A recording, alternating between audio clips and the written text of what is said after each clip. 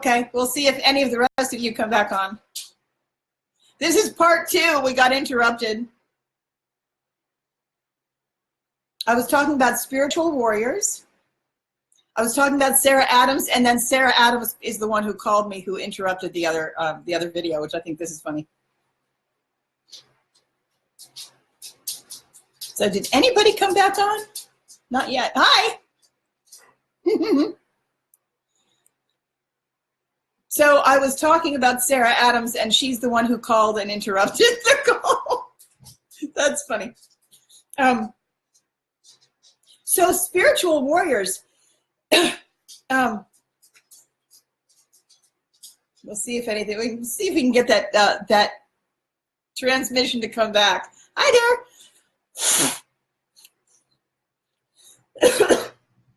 All right. So one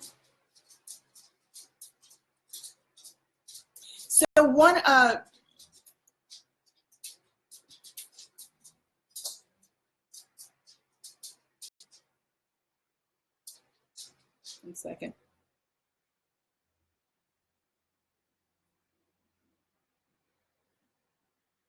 So I'm just going to go through my notepads on the subject of, thank you, on the subject of being a spiritual warrior.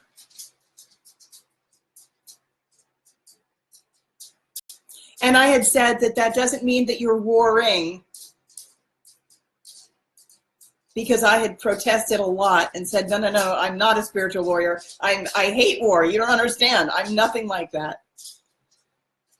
And she said you're a spiritual mega athlete. And it was a while before I recognized that that actually I was. And really no slouch. Like, not just a spiritual athlete, but I like really am one of these great beings. It took a certain amount of courage to even own that. I could do it now. So I've been wanting to come on for a long time to talk about spiritual warfare to begin with, because what I discovered a lot.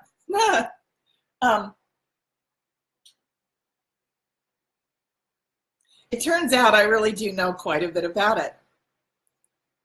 When I had protested was when I was awake in 3, and I was just beginning to awaken in 5, but I didn't really know who I was. It has less to do with the identity and more, I had not yet fully reclaimed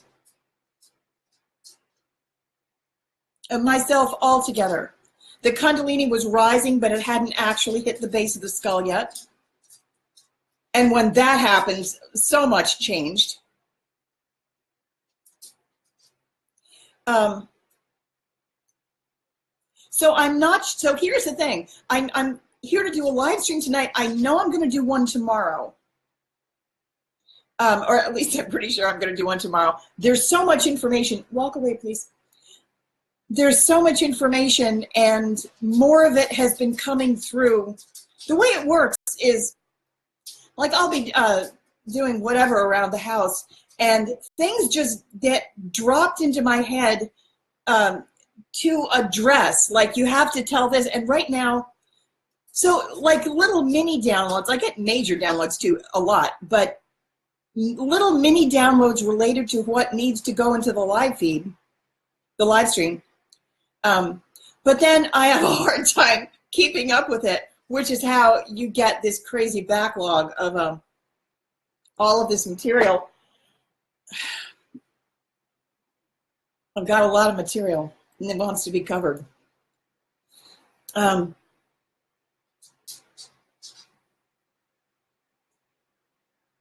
So part of me wants to do a lot more live streams that are shorter. I think it might be easier, but somehow it never works out that way. I wind up producing one like every 2 or 3 days. And everything is very disjointed. I know I always say this. But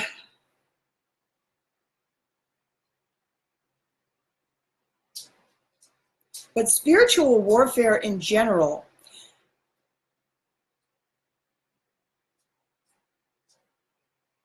so we're moving through, okay, how do I do this? Help me organize this material. I keep wanting to talk about Joan of God and other, we're by and large a product of the energetic forces that are moving through us. So each one of us is this recipe, but there are, you know, I've talked about those templates. Remember those templates that I showed you? I talked to you about what a template was, and it was like I did a lecture with spaghetti. And it's a lot like we're this group of strands that carry light and data. And when those strands are blocked, it's like clogged aquarium tubing. You know aquarium tubing? Those thin, flexible tubes of, they're meant to carry air. And if they get clogged, obviously it interferes with flow, and light wouldn't be able to get through either. It's a fairly decent analogy for what a spiritual warrior does often. We will go into the dark places and lift out all of the density so that flow and light can start going through. And the way we get it out is we have to go through it ourselves. We usually, a light warrior will go into a dark experience and transform it. We will go into dark lineages.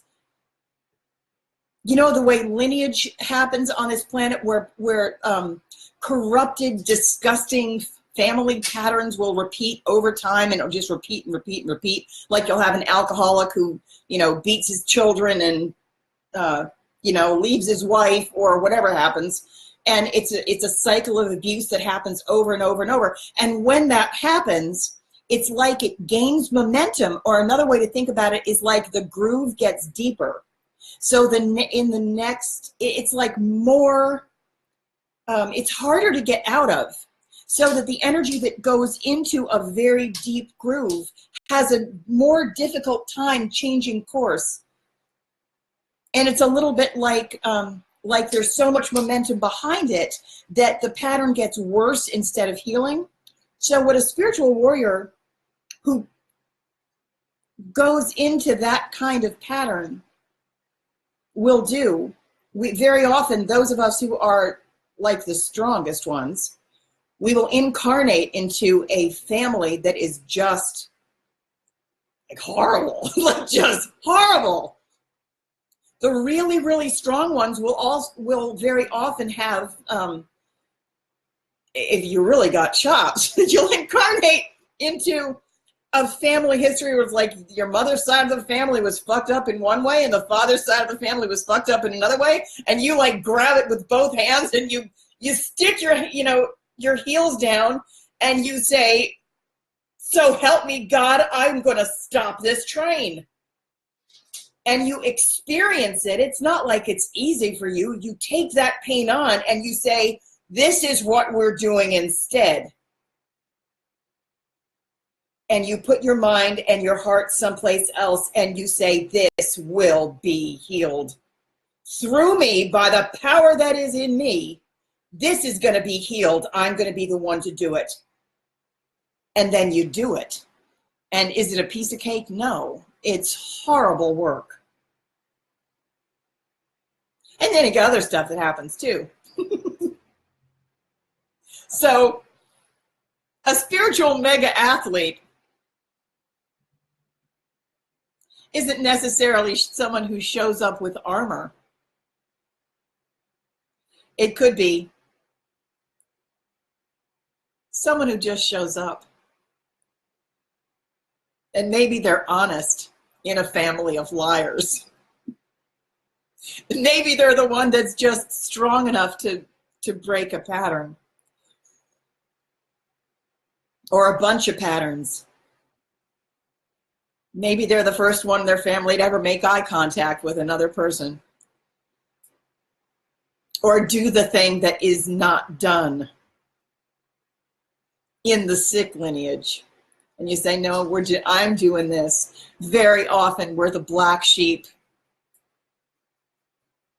of all the families. We get booted out of everywhere.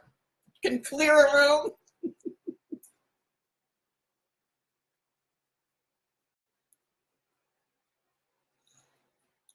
But we bring in the light codes.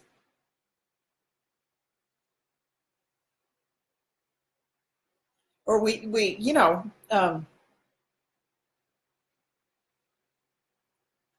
we introduce the new ideas. We say, how about we do this instead? We're brave enough to go against the momentum, no matter what the momentum is. We say something like, I'm going to see if I can go up Niagara Falls. I'm going to be that salmon. Salmon don't even live here, but I'm going to be that salmon. I'm going to go up Niagara Falls. Because this direction has got to shift.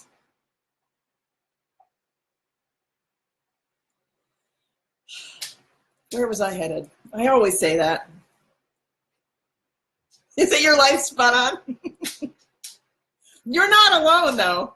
So it's important that more and more of us recognize each other.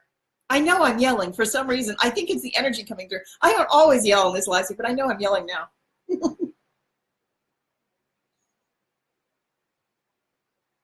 So on that subject,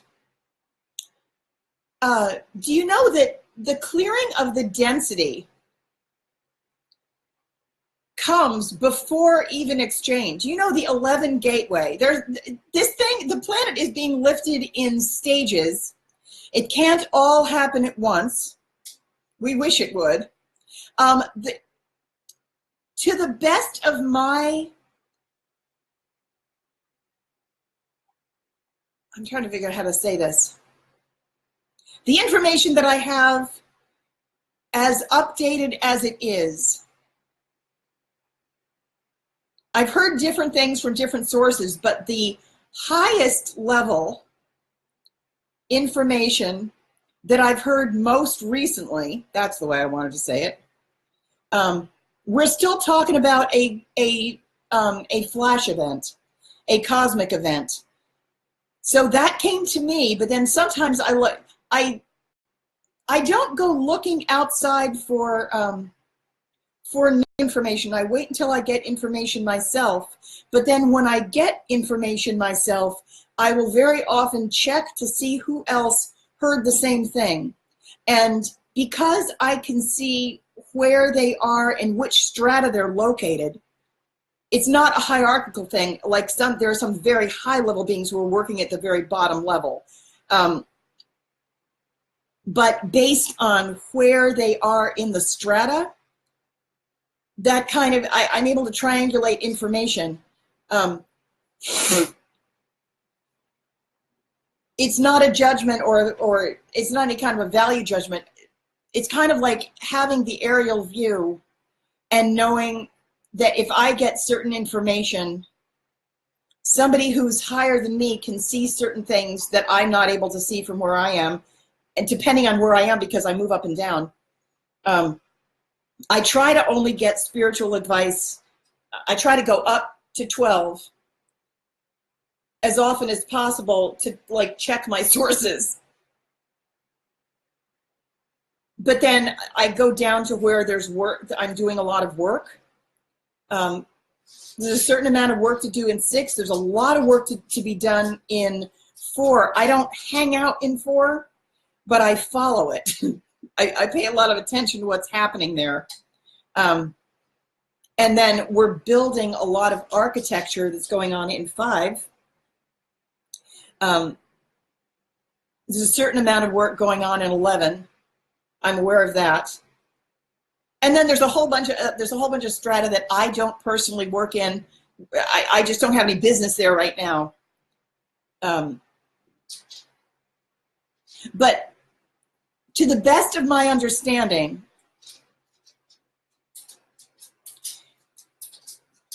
the updated information is that the flash event is expected, and a lot of us keep saying, like, what the hell are we waiting for?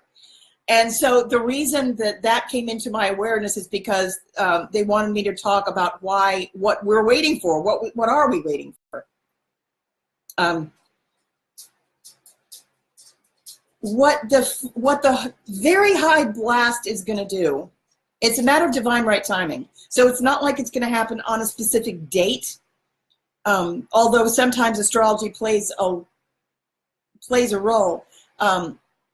I haven't received any information that it has to do with that the flash event is a particular date.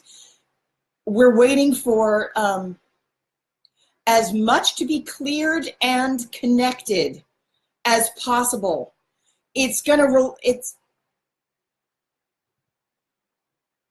Remember when I was talking about the circuitry? If you followed my work for a while, you know that we were working on a circulation system that was coming in from above. We need to have as much connected as possible. Like, we're talking about an actual circulation system. Like, think about the aquarium tubing. It looks just like roots on, like roots on a tree. But they're all interconnected, and they have to feed back into each other. So sometimes, like, roots on a tree will go out, and then there's a place where they stop. That's not what this is. This is something where, like, the connections have to feed back on each other. It has to be a loop. Would you please go lie down? Don't interrupt me right now. Go lie down, please. I love you. I'm not going to take you out right now. And then there's a lower one, too. So, excuse me, walk away. Otherwise, I'll have to go put you in the room. So there's no, walk away.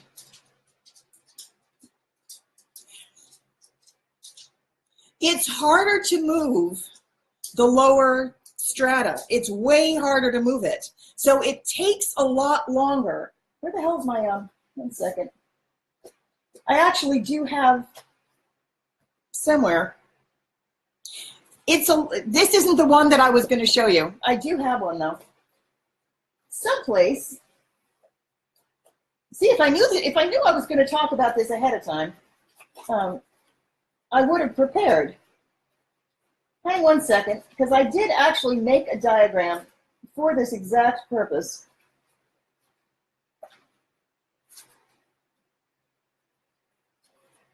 Oh, me and my Sharpies. Wait a second. Where the hell is it? The point being, I'm going to explain it while I look, and then, oh, there it is.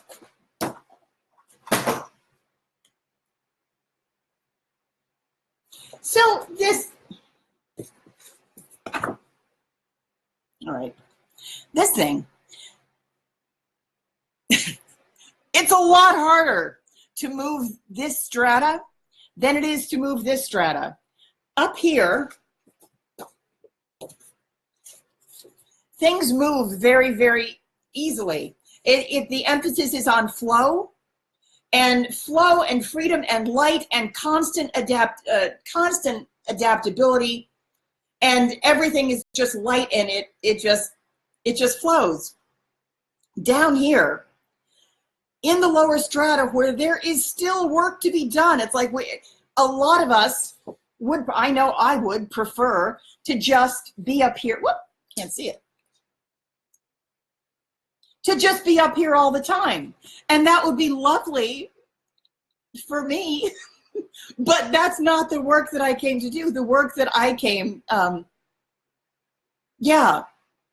work that I came to do is to work with a team to actually help engender as much movement down here as possible. I go into, one of my jobs is that I go into systems and places that are really, really stuck, because I'm a specialist in flow and movement. So they especially hate me. They call me all kinds of trouble. I show up and they're like, you are not a vibrational match to us. And they're right.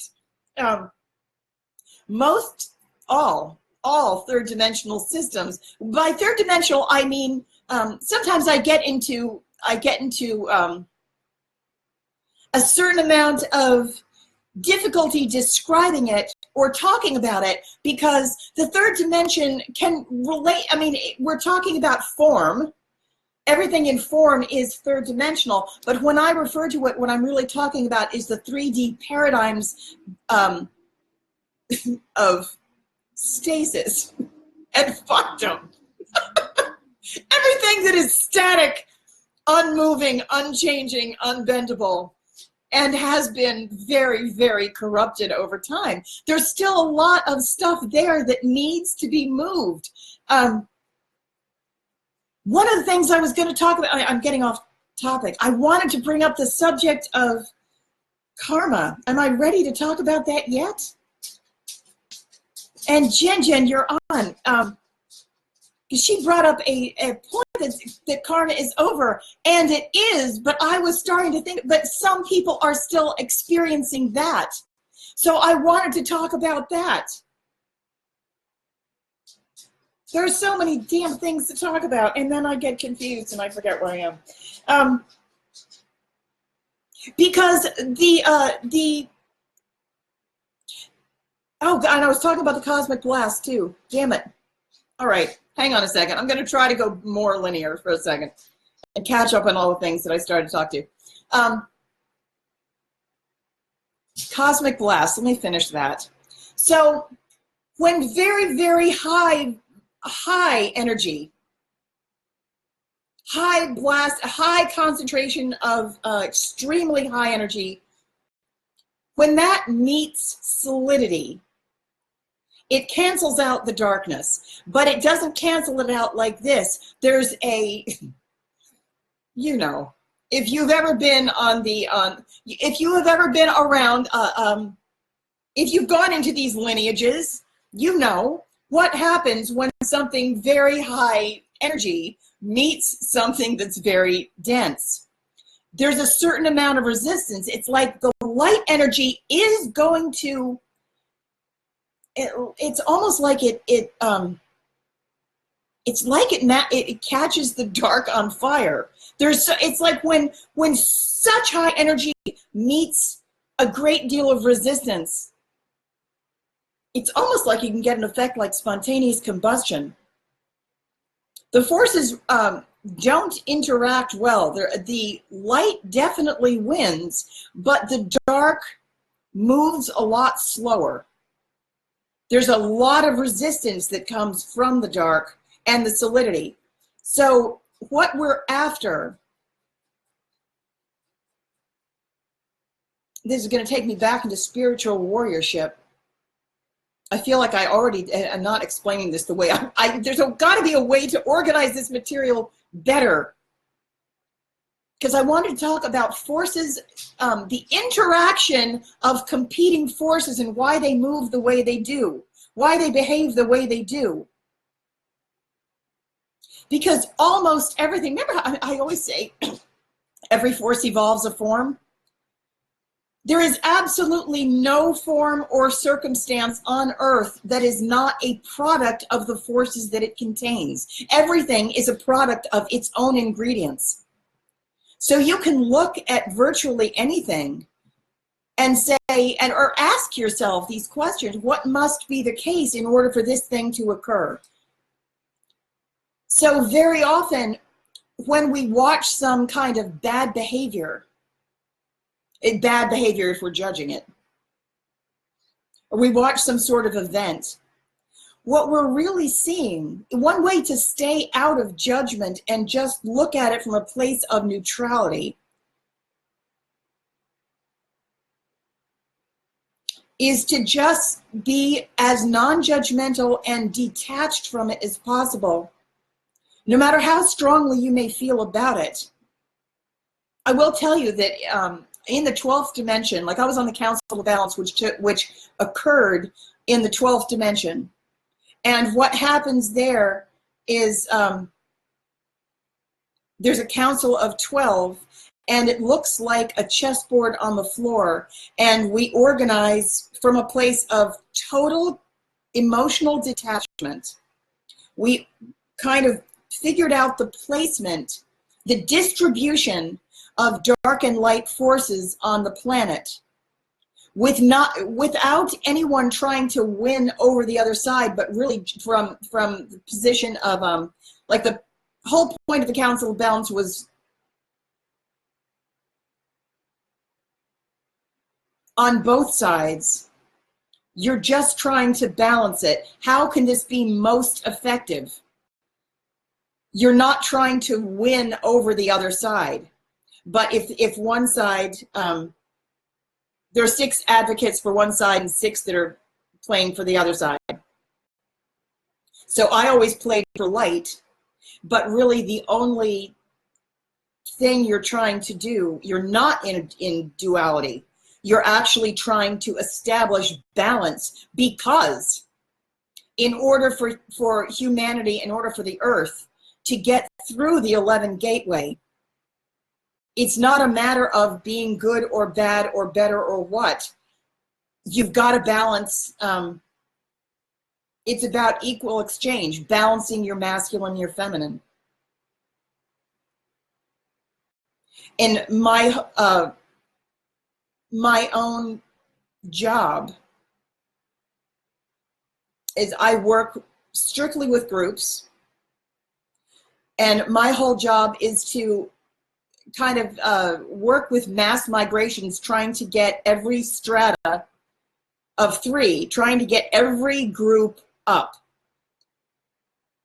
We're trying to ascend, get everybody up. So that means going to meet your population where they are, whatever the population is, and you see what has to happen. So right now, different groups need different things, but they all require balance. So one of the balance, in order to get through the 11 gateway, in order for the entire planet to go up, you need a balanced masculine and feminine force. And a lot of that has to do with finances. It's really kind of amazing. I should do a whole live stream about that sometime. You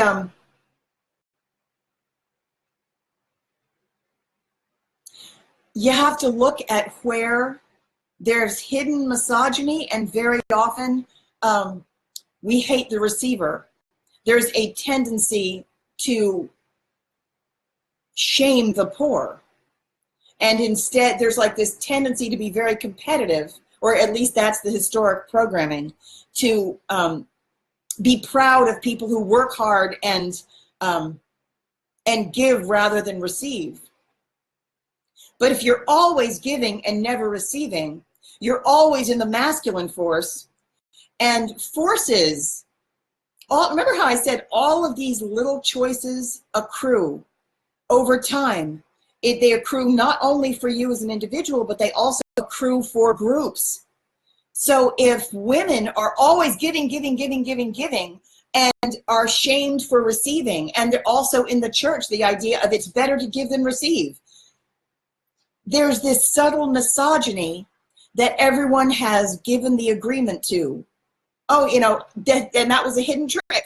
So no, you take it, I won't take it, I don't need to take it. You do need to take it. We need to completely turn that around in order to bring it back to 0 point.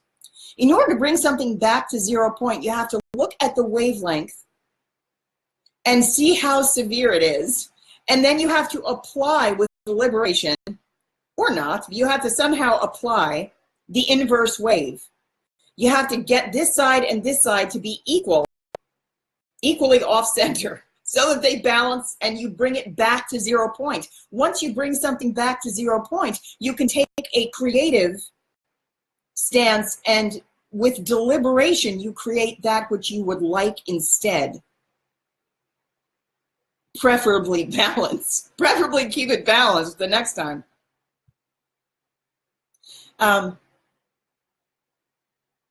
If you think about it this way, if I'm walking around with a purse, my point is, you can do this it's often hard to do it in one fell swoop.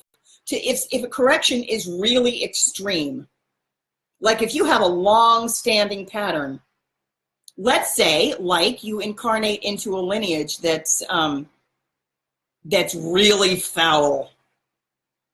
There's incest in your family, and it's been going on for 100 years, and nobody even, questions it anymore. Or you think about like a certain culture where there are child brides, and it's always done, and or there's like genital mutilation or something absolutely disgusting, and it's very, very long-standing. In order to bring something like that back to 0 point, you have to apply an equal amount of pressure, and you can't always do that all at once. Often it will take, like, you'll have to kind of like get in front of it and tap your brakes. This is why, like, certain people, like, let's say if there was a lineage which had addictions in it, and a strong light warrior, let's say Russell Brand might, I don't know his situation, so maybe I shouldn't do that, but let's just say, but he's somebody who went from addiction to being a strong light warrior. Let's just use him as an example. If he got addiction from his family history, from his lineage, and he takes it on, and then he slams on the brakes, but maybe, is it Morton Downey Jr. who had a really, really hard time getting out of his addiction? Sometimes if you go into these lineages, you can't always do it where you slam on the brakes once.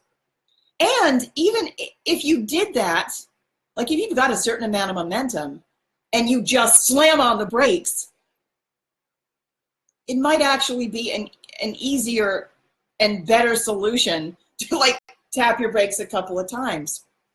But if somebody, I started to use the grabbing the purse example. If you are walking around with a purse in your shoulder and there's a purse snatcher, if you don't apply equal force, if you just, someone goes to grab your purse and you just kind of like go, meh, no, don't take it, he's going to get away with your purse. If you really want to stop, I'm saying him, if you really want to stop him or her, you need to make sure that the force is equal. That's just the way 0 point works. And then once you're in 0 point, you can say, okay, I'm going to meditate here for a second to be at peace. And from a place of peace, now what do I want to create? You can make a new decision, preferably in a healthy way. So there are lots of us, spiritual warriors, who arrived. We heard the call. We came down for this exact thing.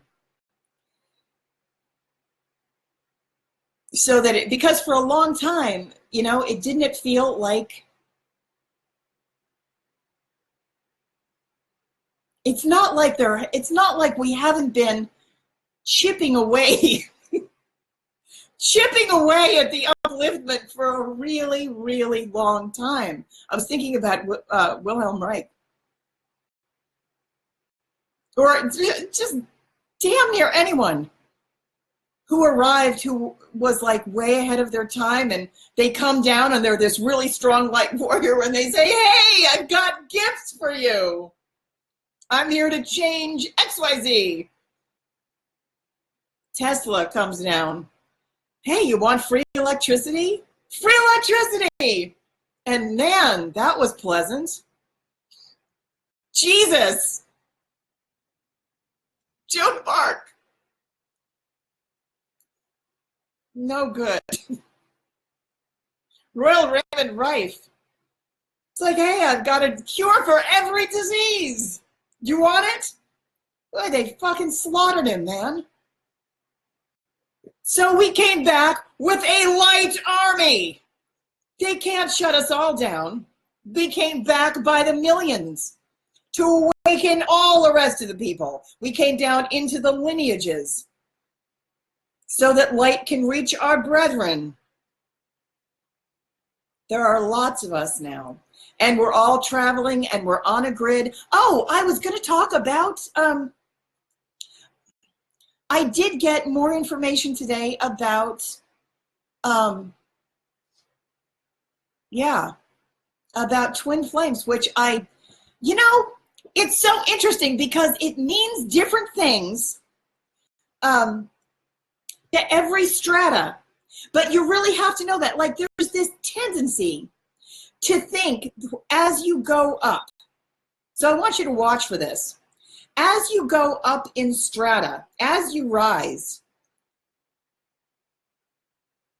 or as your awareness develops, like as your Kundalini rises, with every vertebra, you gain a new level of awareness. And sometimes there is the tendency to think that the lower levels experience is not valid. There's really no twin flame. Twin flames don't really mean that. It's because it really means this. So here's the thing. The twin flame, the oldest concept of twin flame, it's designed to start at the base. The oldest concept of twin flame was designed to reach a specific population and do a specific thing. So it's not that it's wrong. If you go down there, that's exactly what it needs to do. The original concept was that it's one soul divided into two, and they come down, they land in the third dimension. This is accurate for the third dimension. For the third dimension, where everything is individuated, the twin flame idea is that you have one partner who is your other half. You come from one soul, and you split. You've divided yourselves.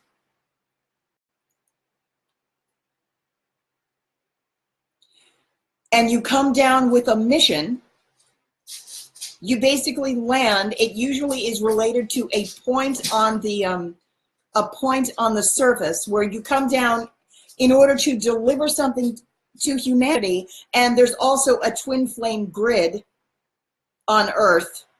Twin flame pairs in that level of awareness are spaced out carefully with deliberation on locations, because their vibrational frequency, particularly when they're together, is so strong that it radiates love and service. It radiates the what's the word I'm looking for? It transmits the energy, the resonance of massive love, the awareness of one another being as oneself, as being a part of oneself in service, spiritual service, while also being anchored to earth. It's a link between spirit and earth through two people who hold it equally, who share between them. In that particular energy, that energetic signature is transmitted so powerfully, very much like a dominant tuning fork. If you think about the idea of a tuning fork, it also makes 11. one of the reasons that is designed to go on the third dimension is because we need to lift that dimension up through what? The 11 gateway, where you meet one being as yourself. Is that the only thing it can do? No. But we have to start with the lowest level because we're trying to get just all the people out of density. We're trying to lift the earth up from a place of being unawakened, those who were trapped in density, who couldn't, where the light couldn't reach. It's meant, the twin flame dynamic, the grid, is meant to go out and connect twin flames to one another also. And it's going to send a vibration that lifts, kind of like, I almost want to say like sifts. It's a little bit like shaking up the bottom of a stream bed. But I want to, it feels a little bit like carbonation that wants to rise but can't because it's trapped. So you shake up the, like the sand or the particulates, you shake up the density so that all who want to rise but were unable to are finally able to. Or there's a, going back to the idea of a dominant tuning fork, a twin flame pair with extremely strong energy, they will mirror one another once they finally come together. A lot of them don't. Once they finally come together with a mission. So here's the thing. The twin flame idea, that entire paradigm, when we're talking about the way it originally was for the third dimension, the reason that needs to be in place is because, no, I should say, it's all about the 11 gateway. So what the 11 gateway is, it's about getting as many people up through the 11 gateway as possible. So true twin flames will always come together. Their primary thing is about mission. So it's service, service, service. What it's not is this, I almost don't want to talk about twin flames too much because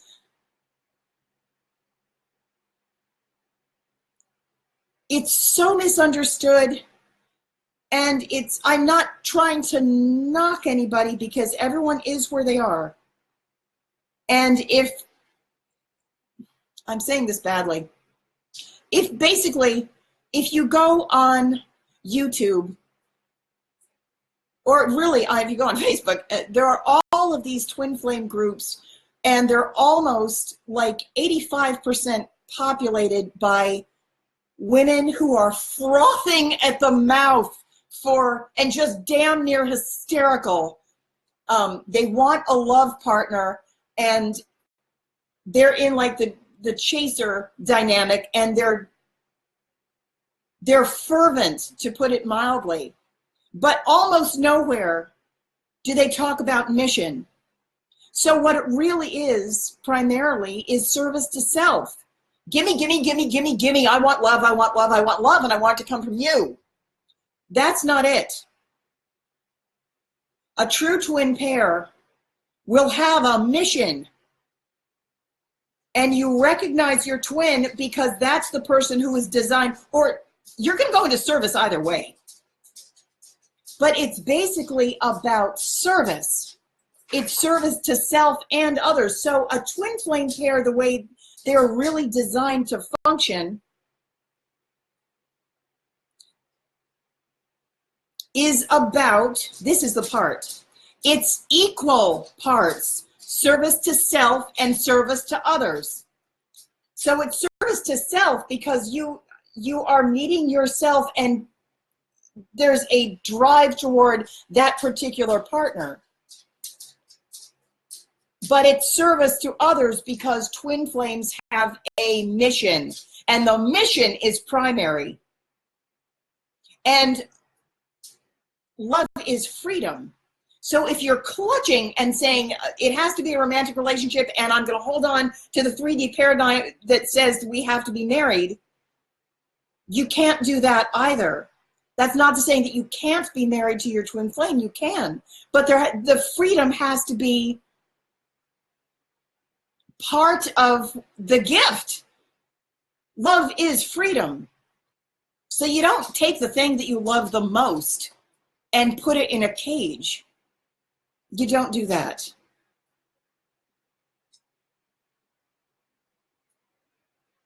But the twin flame dynamic was designed to be at the strata where you find it. Basically, where you find it is where it needs to be in order to get that frequency. The twin flame pairs, when they come together in mission, in union, they radiate such a potent energetic signature that it transforms. It acts like the dominant tuning fork that changes all of the other tuning forks around it. To what? One of unconditional love. One of service toward others. That's the vibration that we need as many people as possible to embody and anchor into the earth, because we're trying to get the spiritual into the earth, actually into the ground.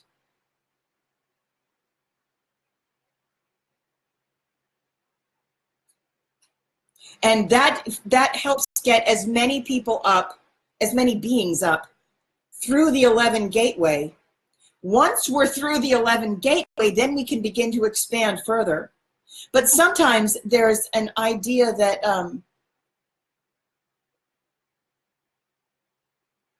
I've heard this say, like, I've heard people say,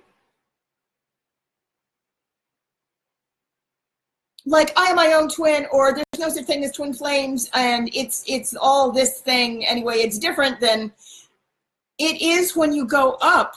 Once you're already in 5, a lot of things change. Almost everything is changing there. But that doesn't mean that the experience of the 4th dimension and the 3rd dimension are not also valid. There are a lot of people still there who haven't woken up yet. There's still a lot of work to be done down there too, which brings me to the idea of karma. So we don't need to, so it's so interesting. The other day, Jen posted a thing on karma being over, which I agree with, because there is no karma on 5, not at all. But there are still a lot of people experiencing it in 3. And I was going to talk more about karma and the way it's being released. So if you're somebody who is still benefiting, who still benefits from the 3rd dimensional paradigm lessons, there are some people who aren't done with that yet. Like right now, we have the opportunity to be done with it. You have the opportunity to be done with karma. But that doesn't mean that everybody's karma is being wiped, because if people want to hold on to it, they do. What there is instead, so this is interesting information. What there is instead is, so I deal with groups, you know. We are, instead of chronic karma, where it's just like, you know, you kill me and I kill you, and you kill me and I kill you. That was happening for a long time, and in the 3rd dimension, there was so much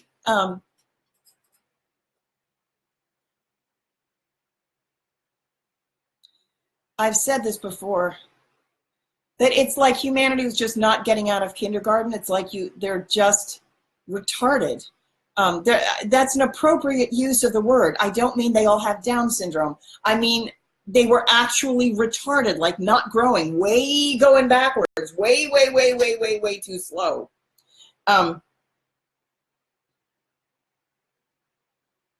So there are some people who aren't done, they're not done with that yet. So they're going to be, to the best of my understanding, their consciousness is going to be moved. There are plenty of third dimensional planets.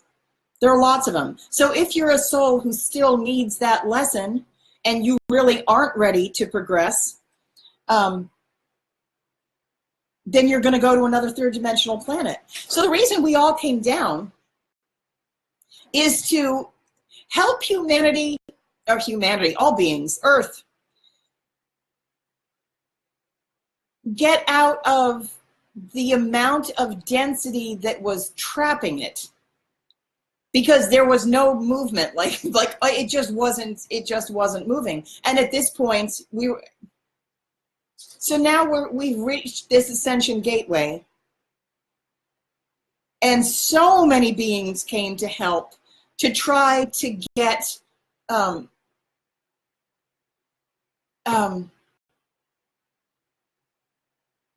Earth over the hurdle. But the ones that aren't going are going to be moved to another third dimensional planet. I have heard that there's going to be a lot of walk-ins. That matches my information too. I don't want to get into that too much right now. Oh, the cosmic blast. So I feel like I went off on like five different topics. So the cosmic blast, so there's a circulation system. There are two circulation systems that have needed to be in place before they can come together. The circulation system on the top is basically a whole bunch of star seeds and light warriors, and those of us who are working in the higher dimensions, we've developed this connectivity mentally and energetically, and we're in the ground, and all of these strata, all of these connections need to be connected, fully connected, before the light hits. So what we're trying to do, going back to the cosmic blast for a minute, what we're trying to do is get as much of the density out of each one of us who's in this network. You need to clear your density. Do all of your work. There are some people who are not working as hard as they could be. Because when the light comes in, think about the way light and density interact.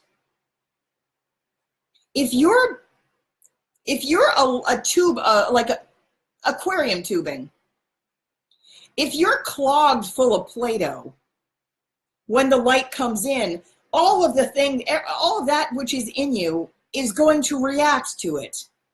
It can be like Coke and Mentos. You're really going to want to clear that out before the stuff comes in.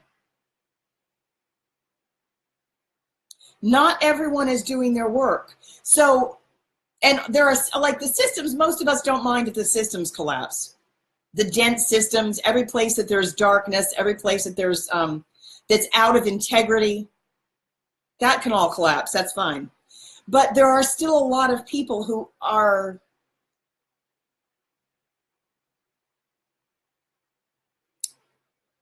really functioning in a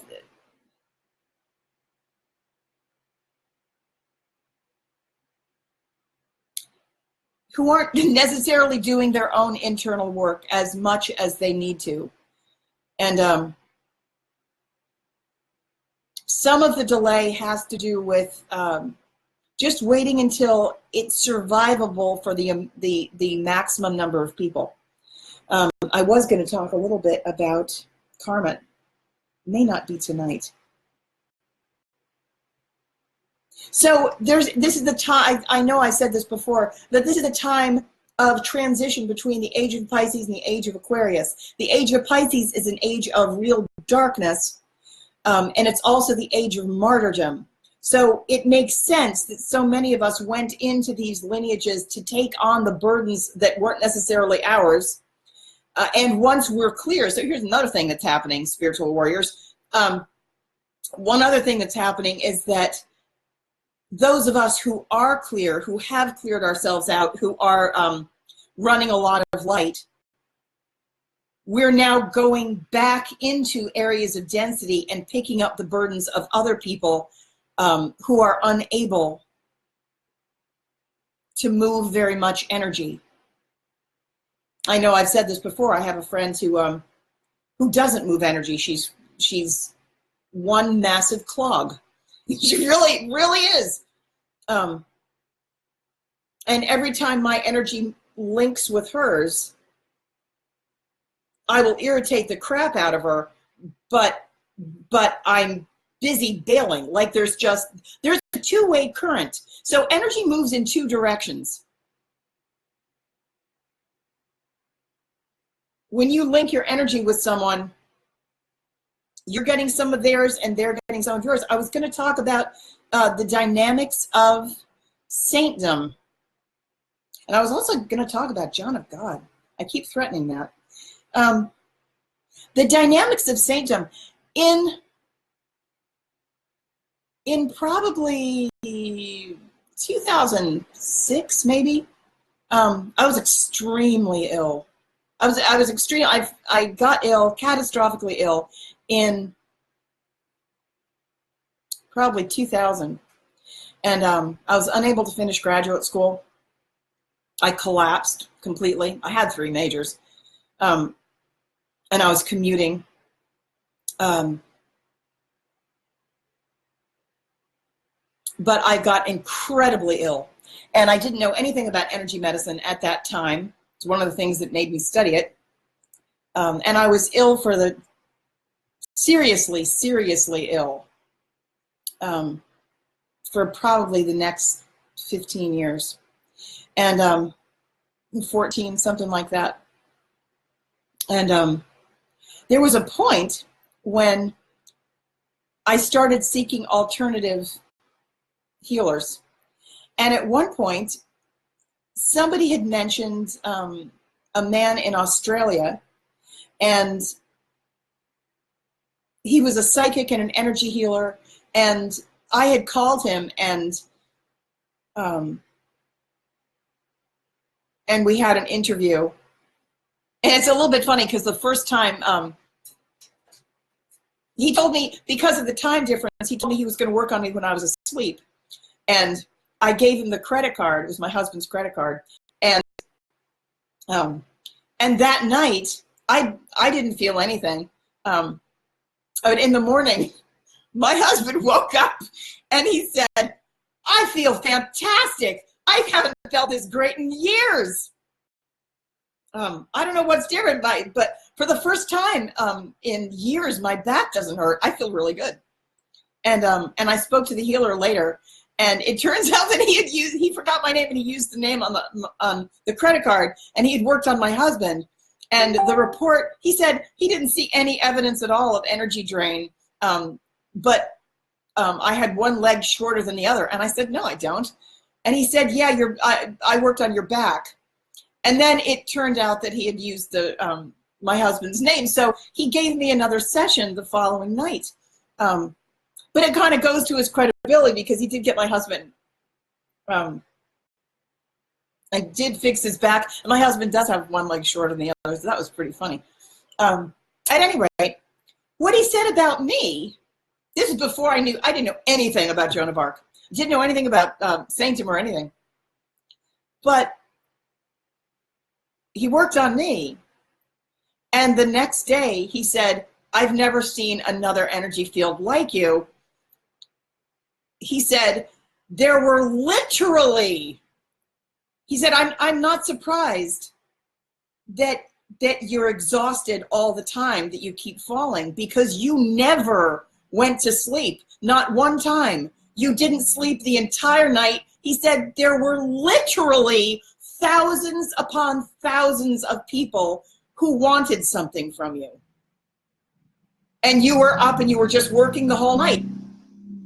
And I was like, I know. But I didn't know anything about So Joan of Arc was canonized, I think it was in 1920. The point was, so I've had sleep studies. I've had many sleep studies. That was one of the things they did. Among all the other things they did, there was one point that I took 75 pills a day, and I had to get IVs twice a week. I had to go to Norwalk, Connecticut for years to get nutraceuticals because I was dying. I was given 4 months to live, and my doctor said, "You're one of my miracle patients. I did not think you were going to live," and nobody did. That's the thing. But nobody knew what was wrong with me either. I had whatever. What I had was massive, kind of unprecedented energetic drain. And I had sleep studies, and my sleep study came back. I was in the sleep study place for 2 days. They're only supposed to keep you one. And she said, "I was waiting for you to go into REM, but you never did." And she said, "Your legs literally kept running the entire night." And she wrote on, they hook you up onto all these electrodes. She wrote "markedly severe" in red marker and circled it. And she said, this is the worst case I've ever seen. I was like, I know. But what it was, it's the energetic dynamics of Saintdom. It's like, this is one of the reasons why all icons have to come down at this time. It served a purpose for a time. And now, at this juncture, when we're going through the Ascension Gateway, rather than service to others to the extent, like the martyrdom, where you serve thousands and thousands and thousands of other people at the expense and you don't receive anything. That was the Joan of Arc model. Joan of Arc, famous virgin, the energetic signature there is no receiving.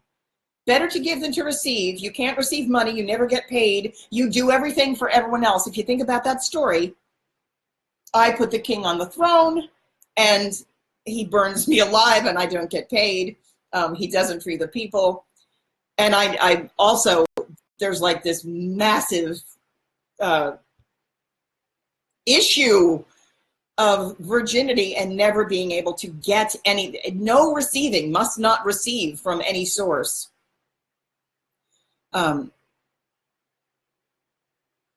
But gives everything, gave everything, got nothing. So as an energetic pattern, that sucks. That's like the one extreme. And we have to go back toward the middle. That's actually, if you look at the energetic pattern that got started in the Joan of Arc lifetime, France will be ruined by a woman and saved by a virgin. The ruined by a woman bit was Isabeau of Bavaria, who was considered and shamed massively for being a slut, which she actually, she was quite promiscuous. She slept with a lot of people that weren't her husband. But if you look at the energetics of that, she also diverted money. She took a tremendous amount of money that wasn't hers, took it from the government, sent it back to her own country, to her own people, to her previous family, but didn't give it to the French people, even though she was the French queen. There's energetically, one side gets everything and the other side gets nothing. So because there are so many people in that, or that originally took place in the story, but in the structure, in the construct, the way that construct gains energetic momentum over time, it doesn't dissipate. If we let it alone, then it would dissipate maybe over time if you did something to it. You know, like every force evolves a form and there's inertia. So just like I said, you have to bring it back to 0 point in order to cancel it. Yeah, you do.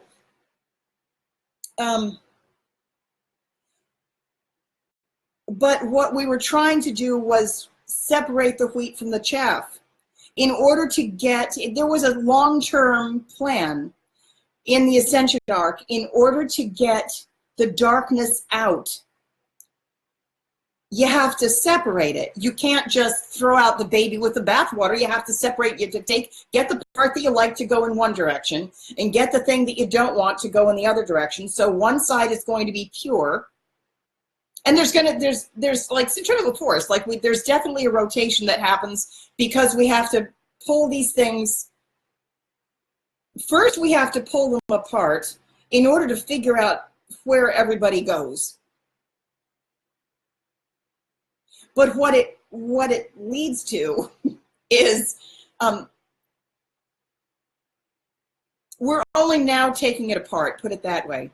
It gains momentum over time because of the effect in mass consciousness. So first what you do, in the Joan of Arc lifetime, it galvanizes the population because everybody knows about the war, everybody's invested in the war, everybody has lost people in the war, everyone has an opinion about Joan of Arc's virginity, or, you know, should she be raped or not.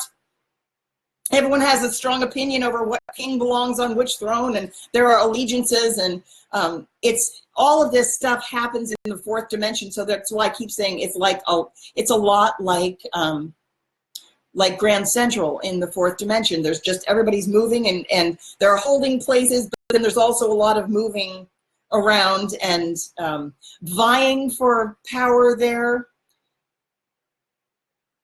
There's a lot of lying that goes on. It's not a very good dimension. I'm not a big fan of 4, but a lot of work goes on. So another thing that happened is that story, you'll notice that in the Ascension arc, every time we put it together, we came down in that formation in the King David lifetime, David, Saul, and Jonathan. And we all had to be men because it was so male dominated at that time that in order to even land and get in there at all, we all had to be men, because otherwise there would be no way to even get anything started. So we set up a dynamic there. And then that story too, it has a lot of, it's in the Bible, right? And then there are a lot of movies about it. It's one of those stories that's told. There's a lot of, there's a verbal tradition, there's a written tradition. We put it into story form, and then they make a lot of movies. So the important thing is to keep it going in mass consciousness. So then you keep that going in mass consciousness until, or it still is going. And then we add another layer to it. We go down the same primary triad. Josh, Carmen, and me were Saul, David, and Jonathan. And then in the middle, the first time we went down, because what we're trying to do ultimately is go through the 11 gateway, where the masculine and the feminine force must be equal. So how do you take a planet that is that masculine dominated? You have to start way back in time. Start way back in the David lifetime, and we go down as 3 men. But we start the 3 and the cycle, and we put jealousy in there. If you need to look that story up, go look that up. It's an interesting story. Saul and David, arch enemies. But if you go forward in time, still in the Jewish tradition, Esther, Vashti, and King Xerxes or Ahasuerus, depending on how you want to call him, same king. Joan of Arc and Isabeau of Bavaria, that pair of us, France will be ruined by a woman and saved by a virgin, Carmen and me, we went down as Queen Esther and Queen Vashti. Vashti was one of the strongest feminists. It was all about women being able to take the right of saying yes or no to their own sexuality. Vashti was queen, and they were happily married. They had a decent marriage until he summoned her to the banquet to dance naked in front of his friends. And it's because he was egged on, but he didn't say no. He summoned her, and she refused. She was holding a banquet of her own, and he didn't like that, so he banished her from the kingdom. There's always one that goes, there's a rotation. There's always one that goes out and one that comes in. At any rate, it sets up a certain degree of karma, and then I show up on the scene. I'm always in charge of the same population. Carmen always has women, and I always have more or less the religious children population, like the child of God population.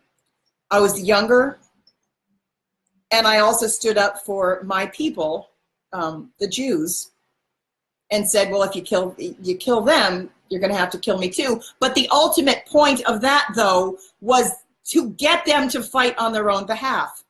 If you go and look up the Queen Who Saved Your People, Story of Esther, it's the same group of us, and we come down in this formation, which has a very strong story component. So it goes into the Bible, it goes into the verbal tradition, and then sooner or later they start to make movies about it. So what does that do? It just keeps it in collective consciousness. It keeps people repeating it. You've also got Purim. So every holiday, they repeat the story. What that does is it's increasing the amount of energy. It's feeding energy into this thing. That's by intent. We're doing that on purpose. So you go forward to the Joan of Arc lifetime. We set up a prophecy. France will be ruined by a woman and saved by a virgin. Then Joan of Arc lands. They know the queen is Isabel of Bavaria. Joan of Arc is the virginal component. The king died, and that sucked. So now we put the son in place.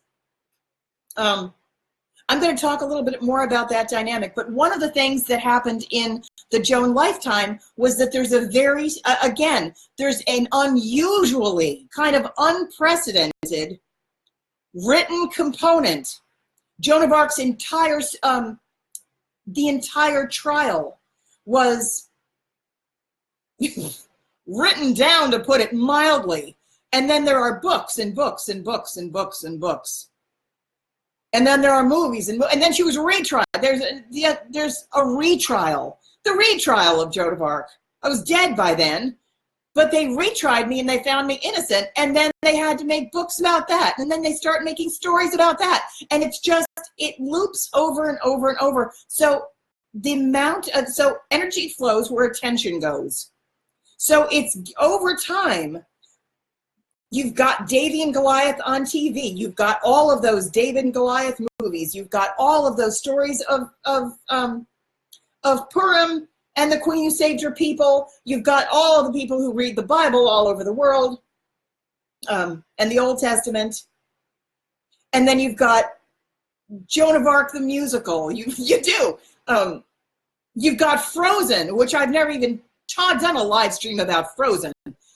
Frozen is a Joan of Arc story, and boy, can I talk about that. Frozen is I wasn't going to talk about this at all. Frozen is a deliberate blockbuster designed to begin to dismantle the Ascension arc and give the population back its power. You take a huge story about fire. This is why Joan of Arc is mentioned in Frozen. You take a humongous story about fire, a princess and war and fire, and you have a queen who has powers with ice. And Anna is a palindrome, something that goes off in two directions from center. Two sisters. France will be ruined by a woman and saved by a virgin. This story, and it's Christoph. We're talking about taking the martyr energy that we've gathered intentionally to carry it through the 11 gateway to get as many people up there as possible. But the intention has never been to keep it. The intention has always been to get the Christ energy off. It's horrible. So going back to to the dynamics of Saintdom. Joan of Arc was canonized in 1920. And there's a Joan of Arc Day in France. It has continued and perpetuated the energetic stream that sucks sucks the life out of you, if you're me. It, on one hand, like, it can feed you. That's true. Like, on one hand it does, but when I moved to Riften, it just started draining all completely. And so I became incredibly ill as soon as Riften became my residence.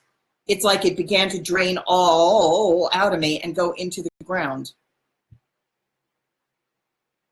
So where else was I going to say? So that's why the man said there are literally thousands and thousands of people who want something to you, from you. And I hear them. And like, the voices are no joke. And it's hard when you feel like you can't. I had a very difficult time saying no. I had an extremely hard time saying no, but it also serves, like, I can totally see why that happens. There was a time where I couldn't say no at all, and I also didn't want to. That being the point. The larger part of me, in truth, actually does, for real, just want to fulfill every request and do everything. Just let me do it. I just want to do it. Like, that's real. And that's why I do have that position. Like, I hold this, I kind of get that. Like, I hold that position for a reason. It doesn't make me better, but it does mean that I know I signed up for that. But I also know that I don't want to keep it. I remember there was a part in like 2014, 2015, my guides were, I kept getting this vision of a mare kicking away a foal, and my guides kept saying, wean the baby. You have to wean the baby. Like, you can't keep doing this because, number one, it's killing you, and also it's time. They have to learn to do this. And it's because the geometry, truly, for real, it's changing. I know I've said this before, but I'll just repeat it again. You know that phrase, take one step towards the gods and they take 10 toward you. That's true for the third dimension. When it works, where there's this geometry, where the people who are in the third dimension needed extra help from an energetic source. It's like, you need this much light to come in and be like a jackhammer to get through some of this density. I've called myself this cosmic water pick, and that's what it's like. Like, I can take an extreme amount of light and go in, and with very agitating energy, I can get rid of a lot of density. I can't do it forever. The people have to take back their power, and they're supposed to. Like, they really are supposed to. We never intended to hold on to it.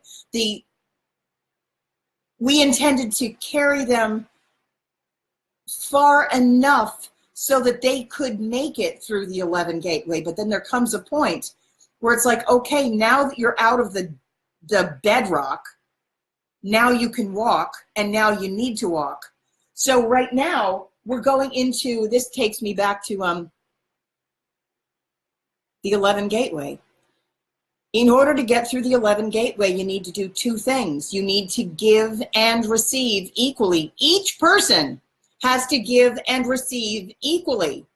So if you're one of the people who has difficulty receiving, but you're always giving, like I fell into that camp, you absolutely have got to learn to receive that, whatever it is that you need. Without shame, without embarrassment. You have to go back to healing. Think about it this way. You have to go back to healing the feminine archetype and making it so that you're not embarrassed to receive sex or money. There are a lot of people, or you try to give them something, like, no. My father was that way. where it, and sometimes it can be a little bit of an ego thing where they like to give, like, I want to be the one who bestows. But you need to be able to do it the other way too. You need to be able to have a certain amount of humility also, and learn how to be cared for with grace. And it's not, and we also have to change this as a culture, and not look down on the poor, not look down on the poor. Those who receive are also the givers, because they're giving you a place to, a venue for flow, which you need. You can't merely accumulate. There is a, like, the rules are definitely changing. Going through the 11 gateway, the circulation system that I was talking about is one where each person, in order to, so here's the piece of intel. One of the pieces of intel that I've received fairly recently is that never again is the earth going to go this far out of balance.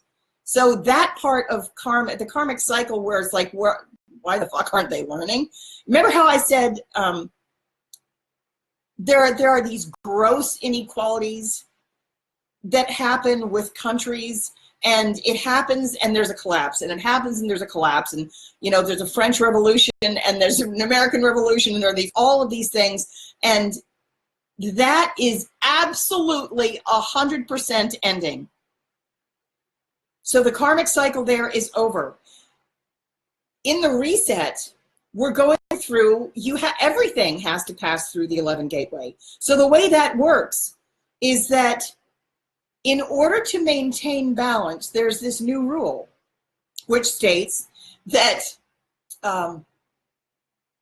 that your giving and receiving is going to be equal. Everything is going to be based on equal exchange. So even the educational system, the adults are going to teach to a degree, but the children are coming in to teach to be the upgrade. There's an equal exchange of giving and receiving, masculine and feminine, all together. The masculine and feminine forces are both honored. So you have to be giving whatever it is that you have. And if you refuse, so I was, well, let me finish this one point and then I'll tell you. Whatever it is that you have, that's yours to give. You're only going to receive as much as you give. I was told that there are some people, I wasn't shown that it was too many. I was shown that there are some people who are going to make it through the 11 gateway who aren't going to be, they're going to have a hard time, and mostly those in the second wave. I was shown this, that those in the first wave are those who, like, we're gung-ho and, like, we're totally here. We're totally up for this, for the building of the structure, and, like, we've been waiting for this, and thank God. The first waivers are like, it's like long overdue, really excited. And then there are the second waivers, and I was shown that some of the second waivers are going to have a hard time adapting, and there's going to be a tendency to recreate the old system. They're going to want to recreate or fall back into old patterns, and if they do, they're going to be sent back to 3. Like, they can't stay because we're not going to tolerate that kind of imbalance at all, and it's not like they're going to be cast out. I don't know how that's going to happen. I wasn't shown any of that.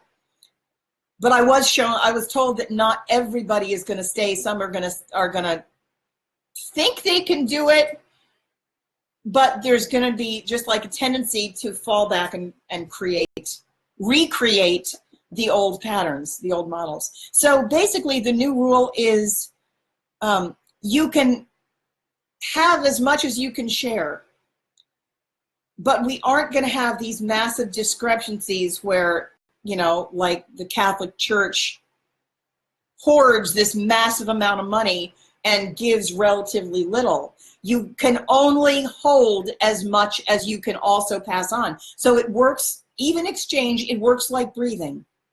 It's not that you can't have a boundary. but you can't hoard things all to yourself. And it's a lot like, so if we think about it in terms of the circulation system, there are some people who are only comfortable being capillaries. Like if they can't share, then they can have this much and until they learn to share. If you can share this much, if you can be a vein, then you get a little wider, because the masculine and the feminine sides are going to be equal. So if you can share, if you're somebody who naturally gives and you've learned to receive, if you're like somebody who moves energy on a really big level, as long as you can move it in both directions, you can have quite a bit.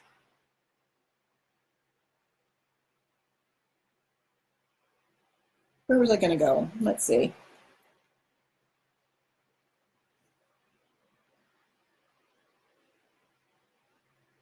So pay attention. Let's see. Oh, I was going to.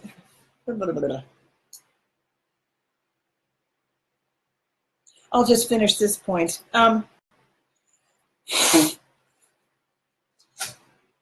So the lifting of the density occurs before even exchange. There are some people who are mostly living in 5 now. And as I've said before, if you're one of the 48 stranders, and a lot of the 24 stranders are still really doing some fairly major lifting. And if you're one of the 48 stranders, it's like we were the first to be called and we're the last to come.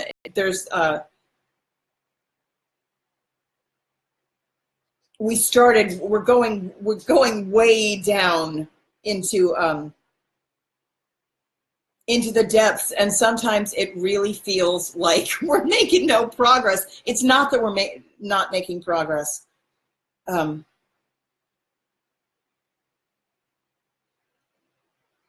We'll get there too.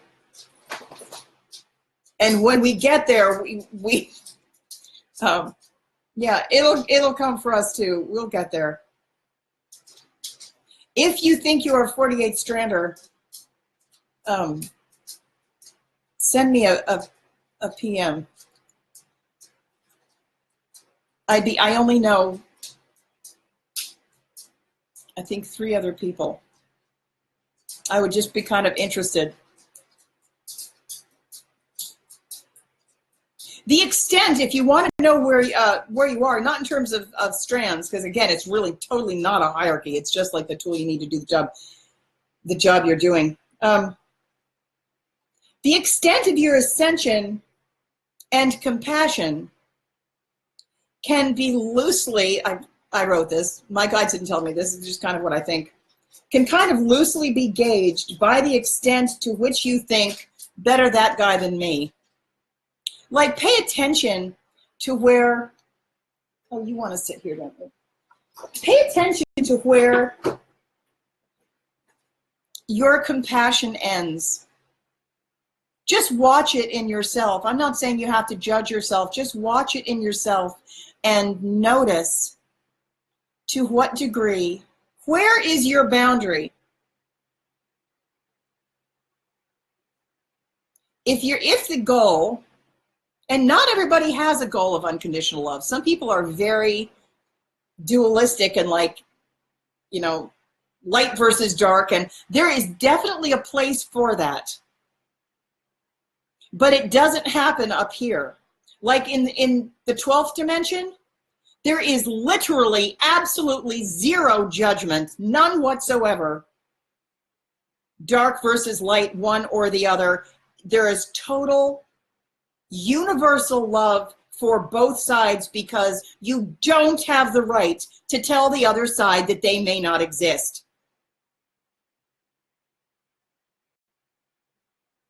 Or that they can't get fed. Everyone needs to eat.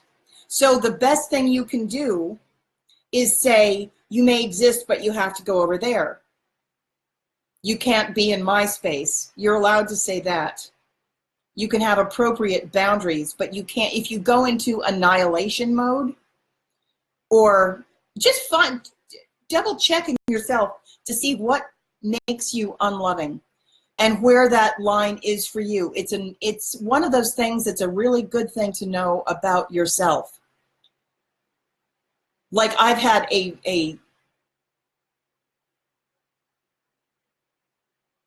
I have certain triggers where I can reach a place of non-judgment. I know I can do this. In fact, it's an easier thing for me to do, much easier for me to love things than to like them. I dislike most things. But I can very easily go up into 12 and reach a place where I have unconditional love for everything. I've been having the place where I have a hard edge, a real bite, is pedophilia, violence against children. And I'm not saying that those things are permissible, but from my understanding on 12, I understand why the dark side exists. I understand that it can't not exist. You can't have a light side without a dark side. So it's going to do something. It's very interesting. One time I gave a very dear friend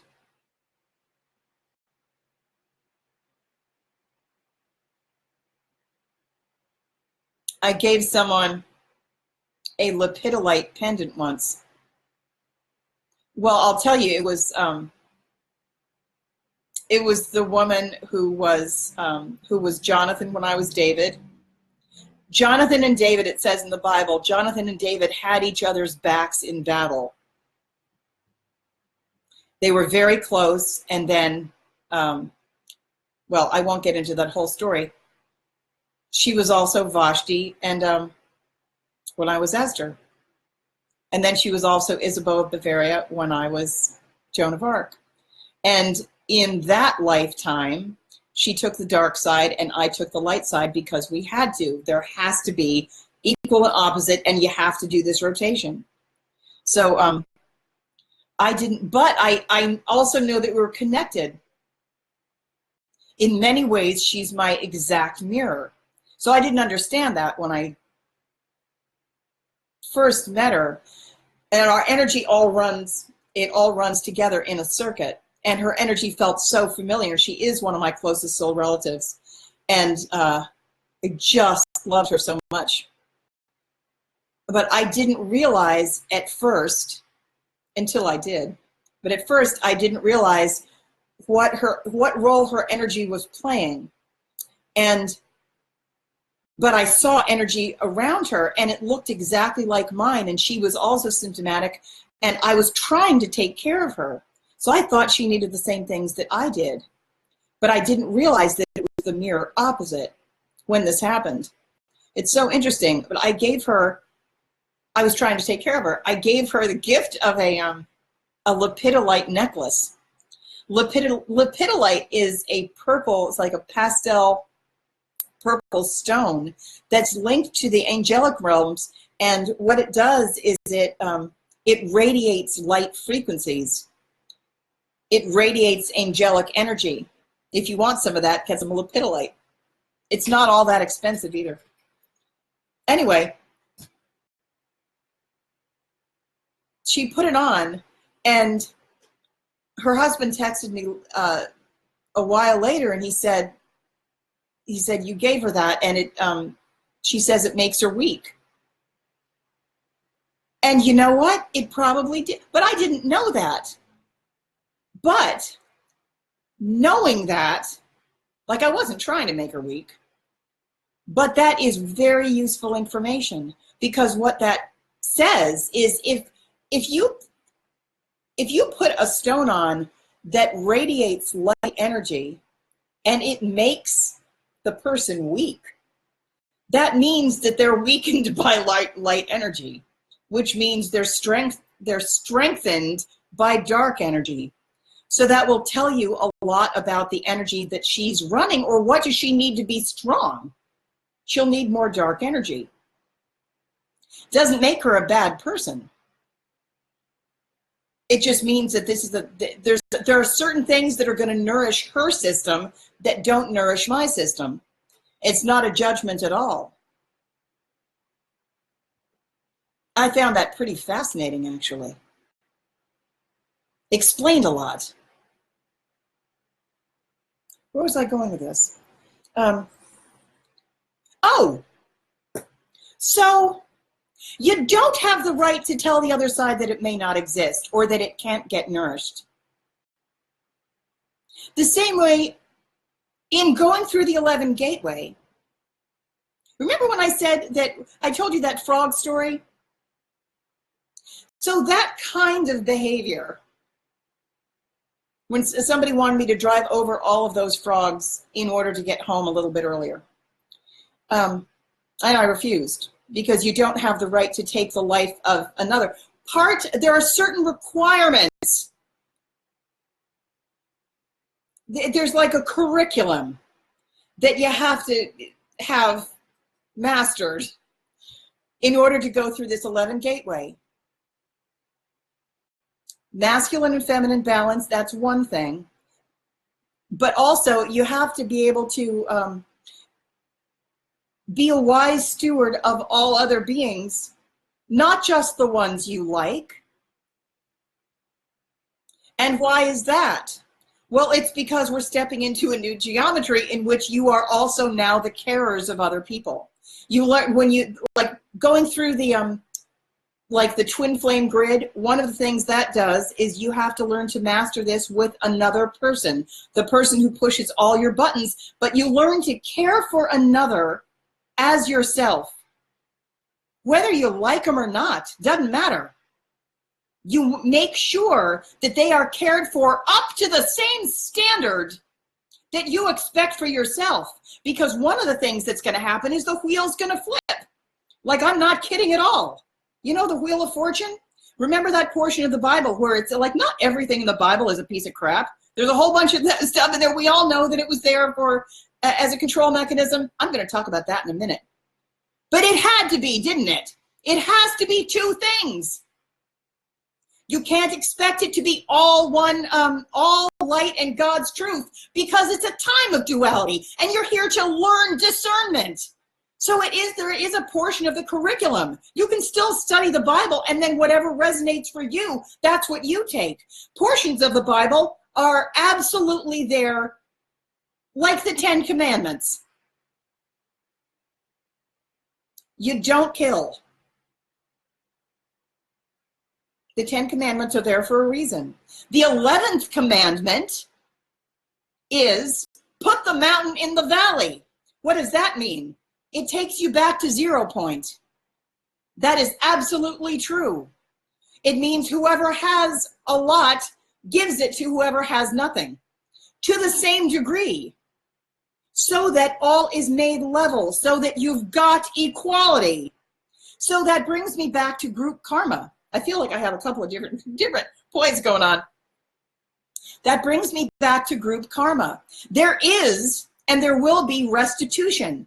We're not going to, so the karmic cycle is being brought to an end, but there must be, absolutely must be, restitution and forgiveness. You need both of those things to reach 0 point. So if you had merely restitution, but I'm never going to forget what you did, you son of a bitch, you can't go into 5 with that attitude, because you can't take fear or resentment or negativity or whatever. Can't take any of that where it doesn't exist. There has to be forgiveness and peace at 0 point, where all is forgiven, but also there's restitution. You have to feed the poor, and you have to. So it's not enough. I've run into this scenario in my own life recently. If one person has, $1.5 million, and they are generous, but they give $5,000 to someone who has nothing, who's also disabled. Yes, it's kind. Is it enough? No, it really isn't. It's kind, but this person still doesn't have a home. They still don't have a way to generate well-being. So in the 5th dimension, wealth is not measured in money, by the way. You don't measure wealth in money. You measure wealth by well-being. And your empathy is increased dramatically. So here's the thing. The cosmic blast is going to come in. Got like 8 different topics or something.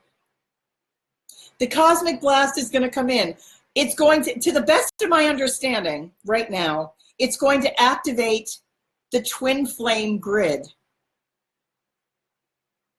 And I know that a lot of people, if you're already above, you're not doing twin flame anything anymore, and you pass through the twin flame stage, and you dropped it, and you're no longer chasing or running, and if your twin comes, he comes, and if he doesn't, yeah, whatever.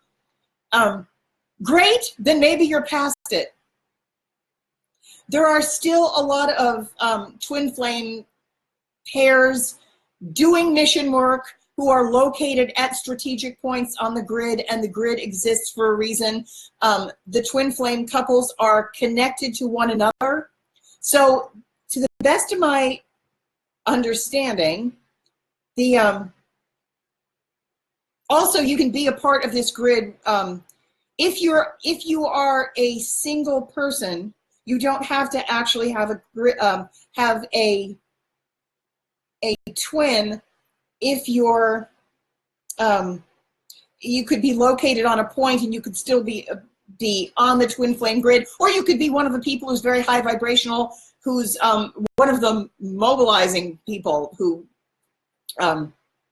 carries this light vibration and just travels, because we definitely have that. That's a different lecture. I was going to talk about groups, and there are like migration patterns that are happening now too.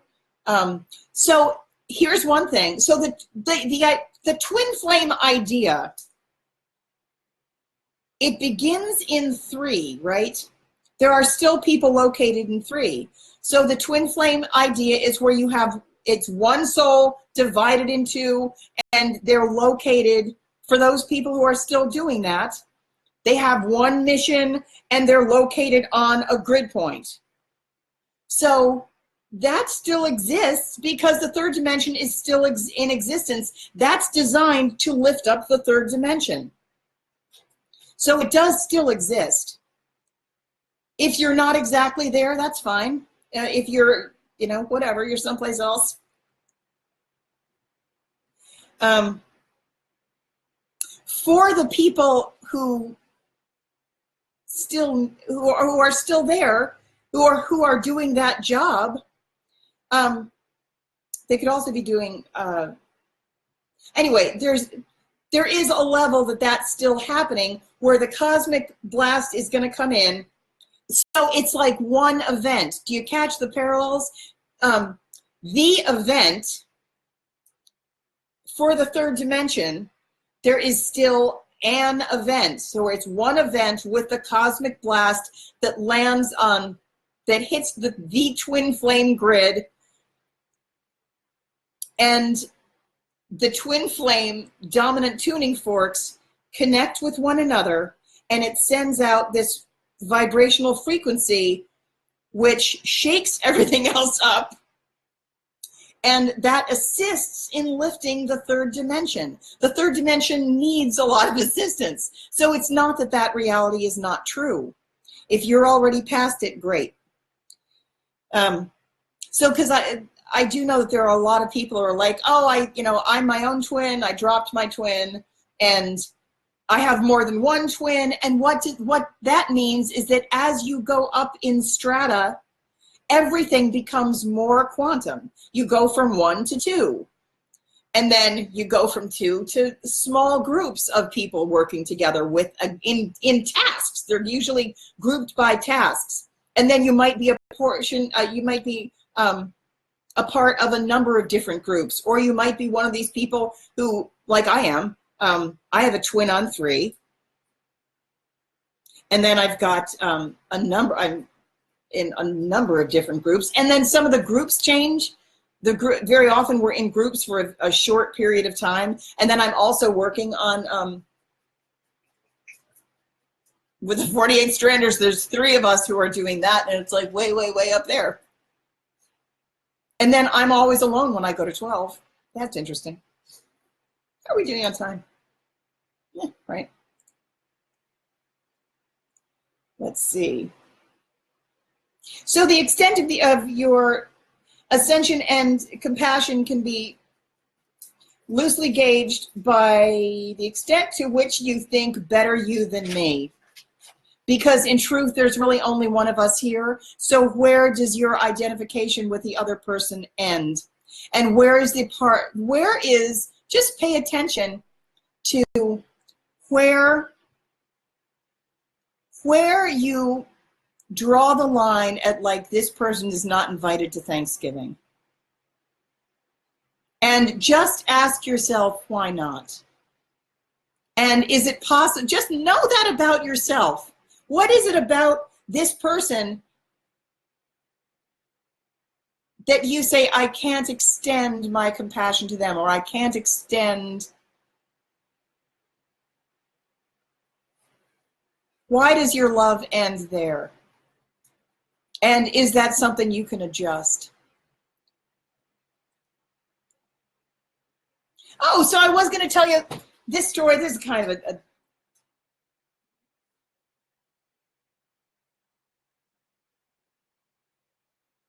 I was going to say this. All right.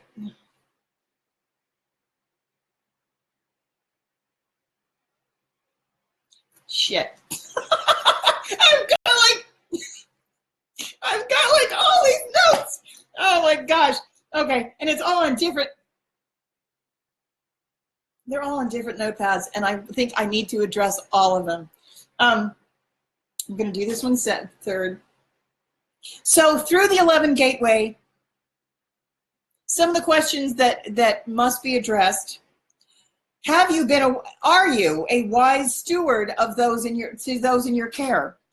Do you care for others as well as you care for yourself? Do you give yourself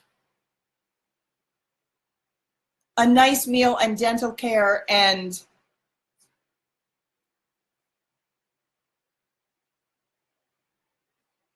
you give the other person junk food? Or to what degree do you give the other person scraps, but you treat yourself to quality nutrition? That kind of thing is all measured. And I'm so notice that I am not saying judged. I'm not saying judged. I'm actually giving this as a tool to you, because all of these choices accrue, and it's not like there's some big choice point that's going to be really obvious where something is going to come down and say, and judge you and say, yes, you can go to 5, or no, you can't. That's not what happens. What happens is that your own energetic signature is attached to every single one of your actions. So I had this experience one time where I was with a man who was worth probably, I don't know, maybe $17 million. He had quite a bit of money, huge company. And I don't know where I get that figure, but just he really had a lot of, definitely millions and millions and millions of dollars. And We were with a group of people one time, and we passed somebody on the street who was begging, and I was standing near his wife, and he came up to his wife, and in front of all the other people, he said, I just gave that man $5. And his wife said, you gave him $5? And I remember thinking, I'm like, the man, and he had flapping shoes. Try harder. It's nice to give $5, but if you have that much money, do more, and then see what happens. How would your reaction change if you told no one? Are you, to what degree are you doing it to get praise or to get admiration from someone else?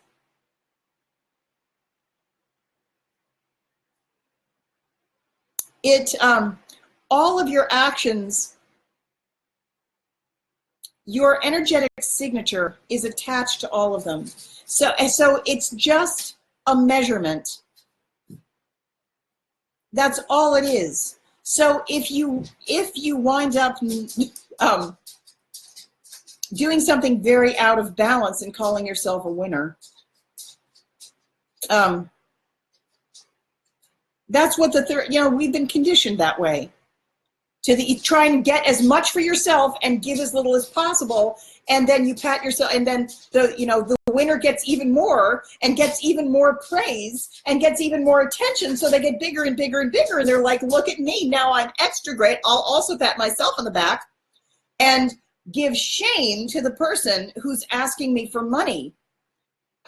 Watch out for that, because that puts you in a tremendous, actually, some of the people who are most trapped in 3 are the people who believe that it works for them. I was actually going to talk about that. Not too long ago, I was talking to somebody, and it's someone who's in a very, very, I was going to say traditional marriage, but it's beyond traditional. It's quite backwards. It's please walk away. It's really sexist and very archaic, that kind of thing. Please walk away. I'm not going to let you out right now. And stop. Walk away. And she had said, and I had said, so this person's getting a lot of guidance. Which is why she came to me. She's getting a lot of guidance from her spirit guides, who are telling her to tell her husband certain things. Stop hiding what you know. Tell him, get his head in the frame. She's having a lot of dreams where, like, her husband drove her car off a cliff. She let him drive her car in her dream, and her husband drives her car off a cliff. And she had a dream where her husband was a bull and he was trampling her into the ground. And her guidance was to get his head in a frame. And she doesn't do it, and she doesn't do it, and she ignores her guidance a lot. And what she had said was, well, it works for us. And it actually doesn't. That's kind of like the plantation owner who has a lot of slaves thinking, well, I'm not going to change the system because I'm doing pretty well. That's actually not true, because we're going through the Ascension Gateway, and if you haven't learned proper balance, you won't go. You're going to either get sent to another third dimensional planet, or there are also going to be a lot of people who can't make the adjustment, who are inflexible, who aren't going. There are actually going to be a lot of people who, if they're that dense and that rigid and inflexible and unteachable, they won't make it. They will either die, or they're going to have some sort of walk-in experience. And that's actually the path. Energy always takes the path of least resistance. So if it's the least resistance for a person who can't cope with change, it might very well be the path of least resistance for someone to die. And in order for, and a lot of souls are going to be doing that. I have been told there's going to be a huge wave of walk-ins, and that's because in order to avoid having a whole bunch of dead bodies to clean up. Yeah, a lot of souls aren't going to want to make the change, but a lot of other souls who are incoming want adult bodies to simply go into. That we just want one that's ready-made. But it's a time of massive adjustment. The person who said it works for us, just like the plantation owner who says, it works for me, so I'm not going to make a shift. You have to realize that the slave is also you. So it's not, so one thing I recommend, because I keep saying there's going to be this flip of the wheel. If you are the person who has $2 million and you give away $5 million, if you give away $5,000 to someone who's disabled, who can't work, and you say, yes, but I don't want to eat into my retirement fund, so I'm only going to give you enough for 3 months. And it's generous of me, you should say thank you, but I'm cutting you off after 3 months. Okay, so when you flip the wheel, you can't complain if you all of a sudden have only enough for 3 months. And you remember the Bible verse, and the first shall be last and the last shall be first? That's actually something that's going to happen because it's a matter of restitution. There's going to be this great leveling. You need to make sure that the other, like the slave and the plantation owner, it's not enough to just treat your slaves well. You have to make sure they get the same medical care that you do. You have to make sure that they eat as well as you do. You have to upgrade their housing so they also have a plantation or shares or some profit. You have to somehow make it actually even. And if you don't, even if, regardless, flip the script. I say that all the time. Flip the script and watch who complains. The person that complains, that's the side that needs the help. The stronger party is the side that needs to give to the weaker party. The weaker party, it doesn't make any sense to go to a population that's already starving and already very stressed and say, you gotta work really, really, really hard, extra hard. Disabled people who are already poor, who already have poor nutrition, work extra hard, get 3 jobs. We're not going to have this is the kind of like karmic, we're not going to have this anymore. There's actually, there's a leveling, there's a massive leveling coming in, and when it comes in, it's going to level everything. And the first shall be last and the last shall be first, but there's not, yeah, so so it's going to be safest if you're furthest away, if you're in the center, find your center yourself. That's really what you're going to want to do. You're going to want to find your center. So it's the center of the 11 gateway. Make sure that your own masculine and feminine forces are balanced. Make sure that you're open to receiving also, and make sure that that you have no hidden misogyny whatsoever. Make sure that you appreciate the vacuum, because that is also a gift. It's giving you a place to move. Let's see.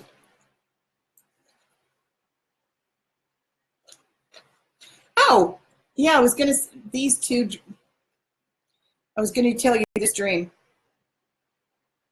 So the reason that I talk about Joan of Arc so much, It's not only because I was her, it's because I have been told, if those of you who don't know, I keep having this dream where I've got this backpack, child's backpack full of charred communion wafers, and I can't take it off until it's emptied, but I have no place to put it. And my guides had told me that I have to just keep speaking about it.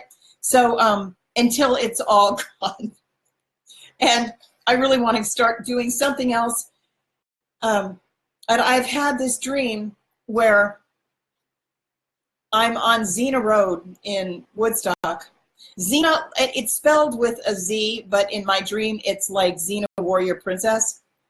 And my cousins used to live on Xena Road in a particular house. And I think that's why at that location, this is where my dream takes place. And I have had this dream where I'm trapped at dusk. It's like it's definitely going down. This is a short dream. It's definitely, the sun's really going down, and I'm in the Joan of Arc Museum on Xena Road, and there are walls of windows, and it's a huge museum, and there are no lights on. Like they're closing the museum, and there are no other visitors in there. It's just me, but there are nuns dressed all in white, but it's like dirty, really dirty white. Like it's very old and grubby. It's a 100% white habit, and they've got a headdress on, and all of them are standing. There are probably 4 or 6 nuns or something, and all of them are standing with their arms down to their sides, and none of them will speak. They have their eyes down, and they're all unmoving. They don't move, and they don't speak. And I'm still trapped in this fucking museum, and there's a big flight of stairs, and the floors, here's the thing, I first had this dream in like 2013, and the floors of the museum they're white, and they're squishy, and also very dirty. Like that's really a theme. Like something is white, but it's like really, really dirty, like it's been in the city or something. And it looks like it's memory foam. Tempur-Pedic mattress material, but that's what the floors and the stairways are all covered with, this dirty white memory foam, and it's hard to walk on too. And I'm trudging through this museum, and there are 2 stories to it, and there's all sorts of memorabilia and stuff. But I'm just trying to find my way out, and there's a garden outside, and I can see it through the windows, but the sun's going down, and I just cannot find the exit. I'm looking everywhere for the exit, and that's basically the entire dream, where I'm just walking up and down and on this squishy memory foam and wandering around, and I'm like in there for hours, and it's getting darker and darker and darker. And the nuns are there, and nobody will help me find my way out. I have to do it myself. And finally, it's really, really late. I finally just suddenly find myself outside standing in a puddle in the parking lot. And I think it has something to do with emotion, like letting go of emotion, because otherwise, why would I be standing in a puddle? And I'm also all of a sudden outside in a parking lot, standing in a puddle by the road, and it's on Xena Road, so it has something to do with releasing emotion related to being a warrior princess. Anyway, that memory came up, and I feel like I'm supposed to say it, so there you go. Oh, and I did want to say, so that was interesting. In my dream, when I first had it, this is yet another recurring dream. When I first had this dream, I looked at the outside of the building for the first time, and it was a triangular building that I'd never seen before. And I thought, well, that's interesting. And then I saw, I finally, I think I had this dream first in 2014, something like that. And I was looking up a book about Joan of Arc, and it had a picture of the museum on the place that, on the site that that I was burned. And I was like, oh my God, that's the building. That's the building I saw. But it's so funny because I didn't know that beforehand. Anyway, I have not. Oh, I do. I'm desperate for grounding, which takes me to, yes, which takes me to this exact thing that I was just about to say anyway. So we put a mechanism for survival, good. Releasing emotions. So in the energetic construct, there was a mechanism for my survival put in place where we knew that there was a sequence, because it's true, I am ungrounded. So I have to preface this. There is collective dreaming. When you get up to, when you start to work with soul groups, and this is definitely true in the Ascension Arc, everybody in the Ascension Arc very often features in the dreams of the other members. So it's, when you dream, there's a lot less interference, there's a lot less resistance, like the resistance is out of the way, plus for those of you who are in different time zones, you can actually go off the timeline when you're dreaming and everybody meets when it's in dream time. You don't all have to be asleep at the same time, although that could help. But it's so interesting. A lot of the times people will tell me their dreams and it will feature other members of the construct, even though they have no contact and haven't met.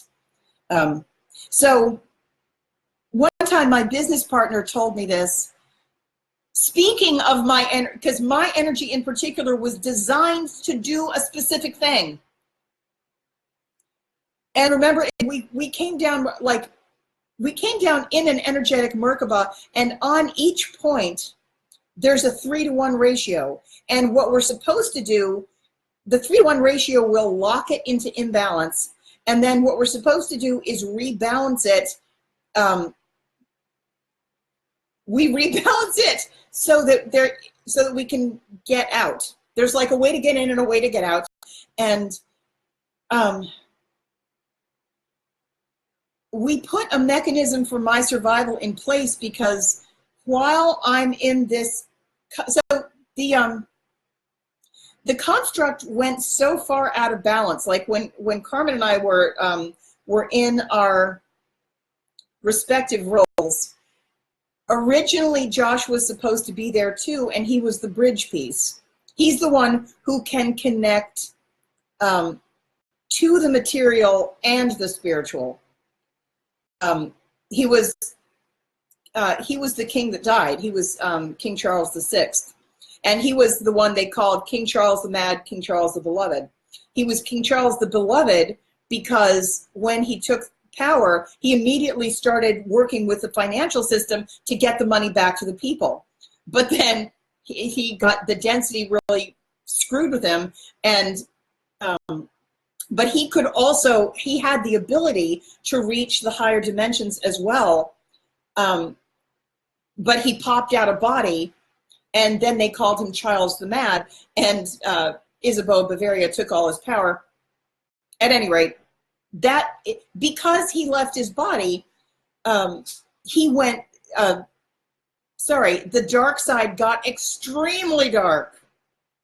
Not to mention her nasty son, and he was pretty freaking dark too. That got extremely dark. My side took all the light, but the bridge piece was missing. When he died early. The bridge piece was missing, so I can no longer have, we lost contact with each other. So originally there was supposed to be this bridge piece that would keep the it would keep this spiritual and the physical more in tandem. Anyway, he's that piece. And our connection was shut off. So now, anyway, I've got to reconnect with him. We put a survival mechanism in place in the form of Sarah Walker, because she and Josh are on the same point. She has one, he's got three of those pieces. The ability to carry it. I'm not explaining this very well. It's not one of those things that he gives to her. It's that, anyway, I'll explain this dream. So she had a lot of dreams that featured him, even though she barely knows him at all. And she would call me and say, she was my business partner for a while, and she would call me and say, I had this dream, you and Josh were in this dream again, and the two of you were on the stage at something like Radio City Music Hall, except it was an altar and all of the audience was angels. And it was like just the two of us were on stage, and both of us were just standing there. We weren't touching, we were just standing, and I'm not entirely sure what we were doing, but it was her dream. But she had this dream one time where this is what I thought was funny, because I am desperate for grounding. If it was a normal thing, I would say I could ground myself, except since it's not just the amount of energy that I'm connected to is enormous, and there's different circuitry, so it's not, it's kind of like saying to a gigantic piece of styrofoam, your problem is that you're not attached to the bottom of the ocean. You got to go down there to the bottom of the ocean. I'm like, well, I would. What I really should do is have an anchor. That's really what's supposed to happen. We designed, anyway, this was the dream. My business partner, Sarah, she said she had this dream in which, you know, Macy's Thanksgiving Day balloons? I was a Macy's Thanksgiving Day balloon, except I was like the size of a Hindenburg. And I was kind of like a tornado. And I was this gigantic balloon that was being blown all over the place. And she said, coming down from me were 4 ropes. And Sarah Adams says that this is the 48 strands, 12 strands for each rope. And that makes sense, right? At any rate, Sarah, my business partner, she was holding on to one rope. But my energy was so powerful, and it was being blown all over the place, and really like a tornado above. And she was being pulled all over the street. So she said she looks over, and Josh is just standing there on the side of the road. And she looks at him, and he suddenly looks up, and he reaches out with one hand, kind of like Wreck-It Ralph. He has this huge paw, and reaches out, and with one hand grabs the 3 other ropes and goes thunk, and immediately stabilizes me, and the balloon just like steadies. And but it doesn't come down. It's still up there, but it just stabilizes. It's like an anchor. That's what's supposed to happen. But it was funny to me that she had that dream, not me. She used to have dreams with him in it all the time. Very interesting. She had a dream with Carmen in it too, and she's never even met Carmen. So, what else?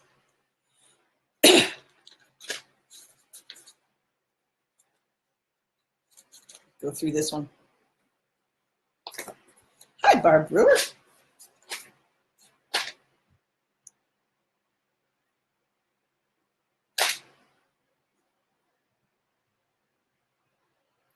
Yeah.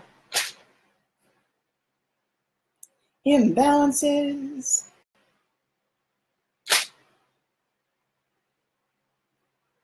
Sorry.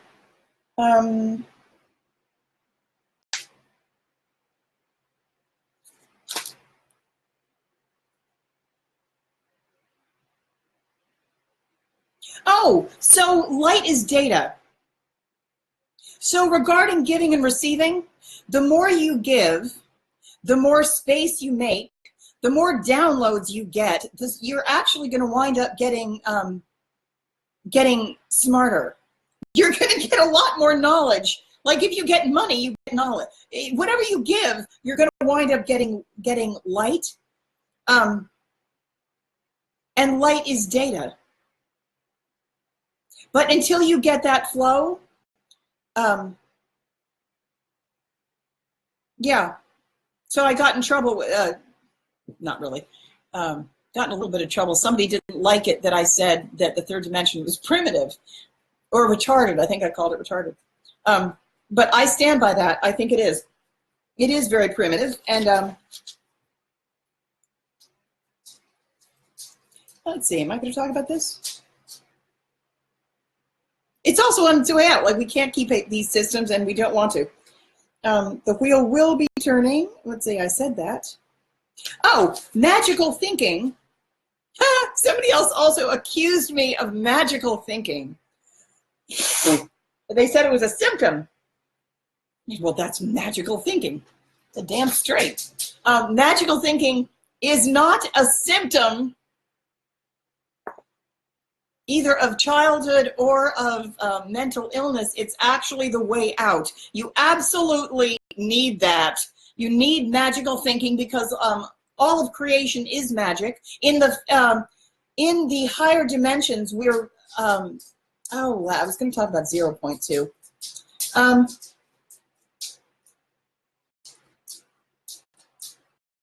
Walk of trust and 0 point. So a lot of what's going on in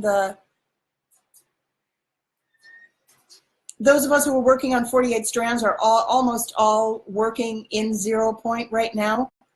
And walking and kind of living in 0 point, it's uncomfy, to put it mildly. There's a reason we're all doing it for so long, and that's because we need to hold the vibration at 0 point for as long as possible, while the kind of like the quantum field is arranging itself, and creation is occurring. Okay, one moment. I know you need to go out. Hang on a minute. I guess I'll leave this for, oh, I was going to talk about Joan of God. Darn it. Am I going to do that tonight? I think I might not. Spiritual warriorship. You can't, yeah, that takes me back to my earlier point. You can't have just the light side. You can, in the fifth dimension, it's all light, but that doesn't mean that darkness isn't somewhere. Darkness has to be somewhere. So as long as it has been the third dimension, that is a realm of duality. And you can't say that, so there are these great spiritual warriors. Spiritual warriors must deal with both forces.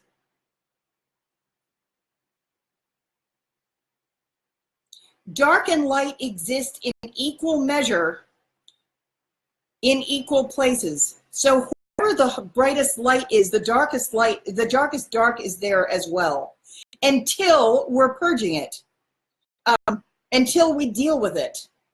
But in the third dimension, where the duality has been, or where the duality is, as long as that paradigm has been operational, the darkness and the light exist in equal quantity in the same location, and it can't be any other way. So any spiritual warrior will tell you that. So there's a reason that the Christ story went with the crucifixion. There's a reason that the Catholic Church pedophilia goes with you know, the Christ and the resurrection. It's the frame around the light.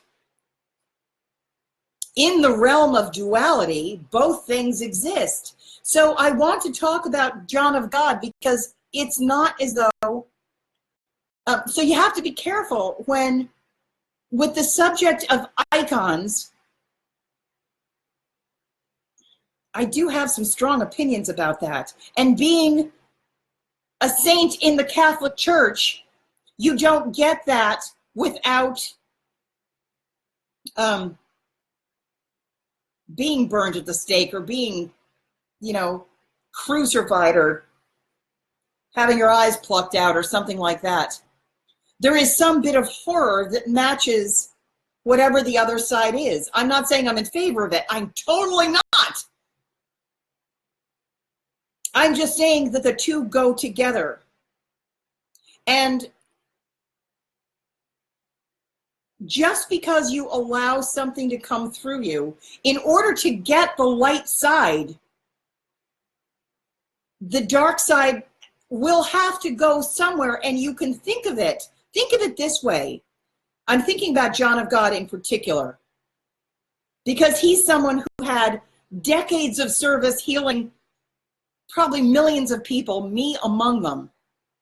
John of God's, really, I do credit him for saving my life. Not him necessarily, but the entities that worked through him. My energy went into that system totally. Totally did. I've been through that protocol 6 times. And my healing, remember I said I was given 4 months to live? Nobody knew what the fuck to do with me. I was deathly ill and in a locked, dark room. My immune system was so ill. I was so ill that I had very young children, and I had to keep my door locked and my lights off.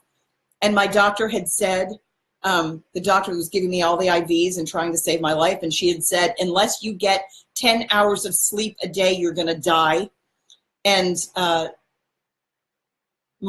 was going through organ failure. My kidneys were shutting down. They had to take me off all of my medication at one point because I was so ill that I couldn't even process the medication anymore. My liver was shutting down. I had mercury poisoning. That's why they pulled all my teeth out. My hair was falling out. I turned green. I was the sickest color. I can't even tell you how ill I was.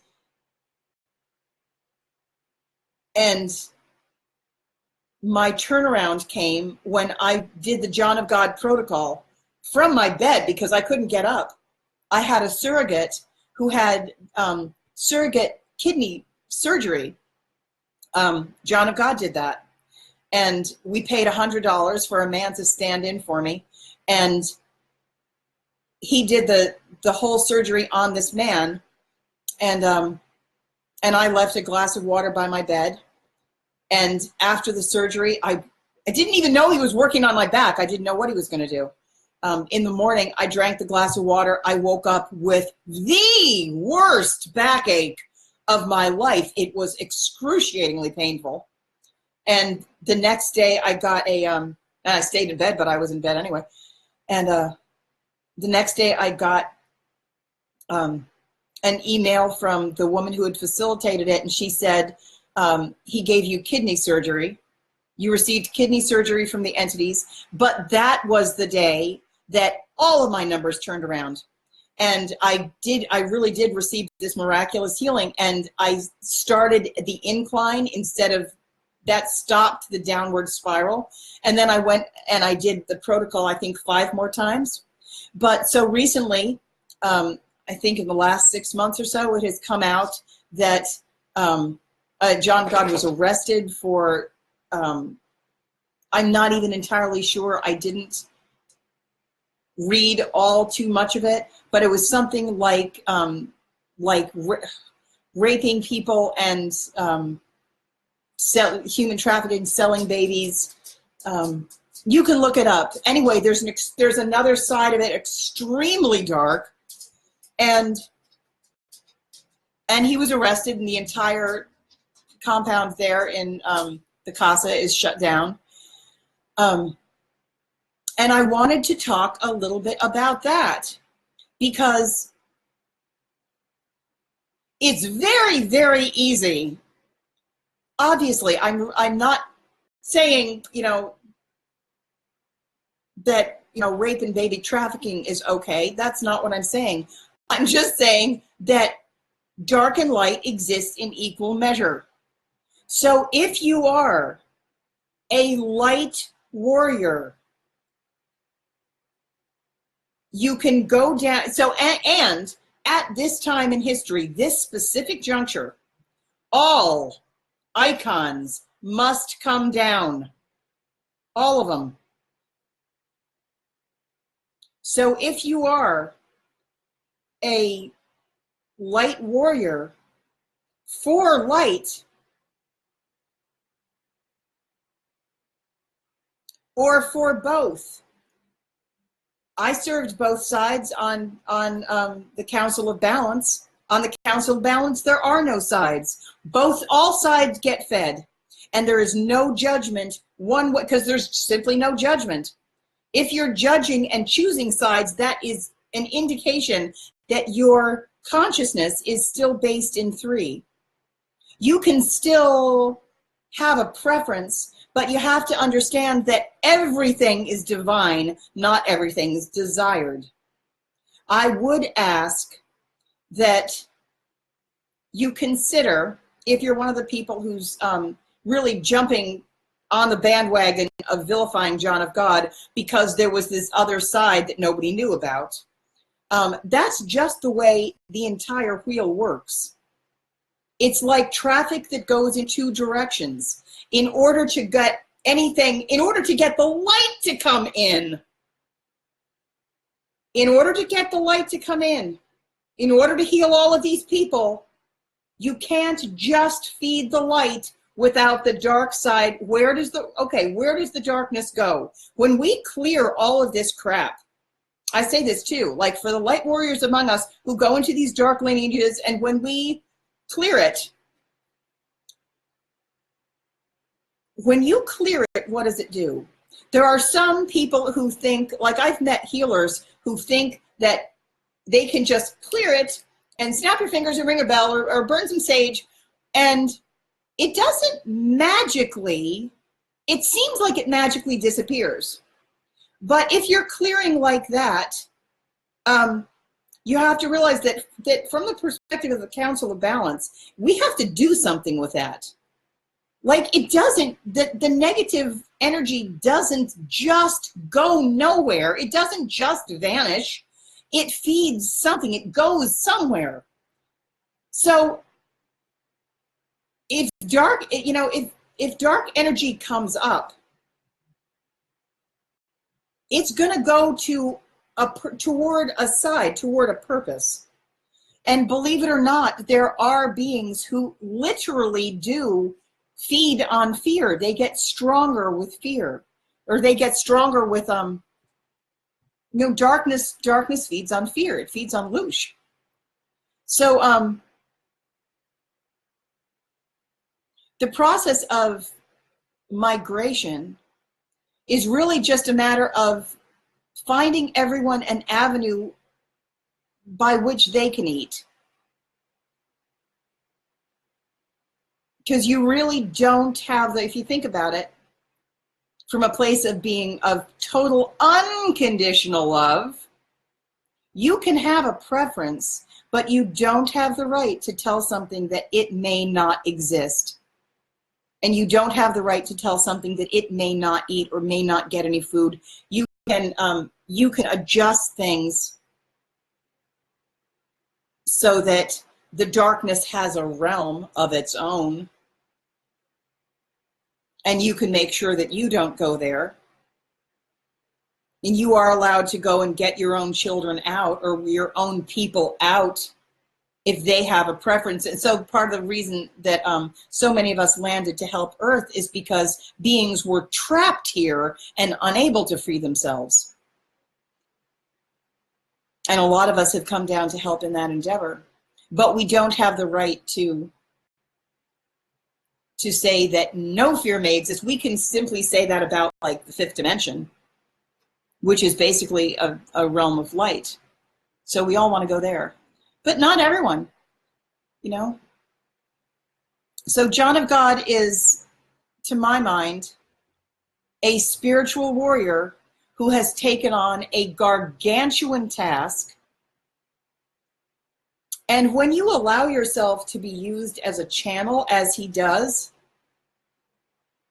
he's allowing it to move in both directions. And I have had that experience too. I've never done, to the best of my knowledge, I've never done anything dark like that. I certainly hope I would never do it. But I can say from experience that, like, one time I will tell you this. I had this experience one time where I was getting ready for, I was just at my dresser. I was getting dressed and kind of in a state of channel. Like, I slip into channel a lot. And one time, out of my mouth, suddenly, all of a sudden, I just said, "Shut up, where's my cigarettes?"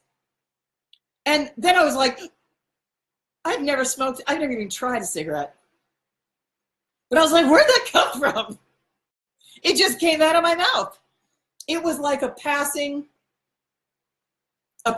being that just came through, used my body, I blurted something out, and then it was gone. And that freaked me out. But I imagine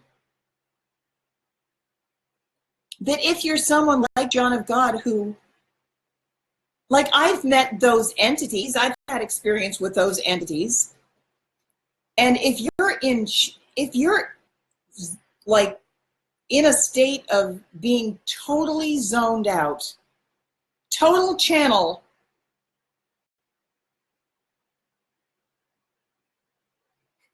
I can understand how that's possible.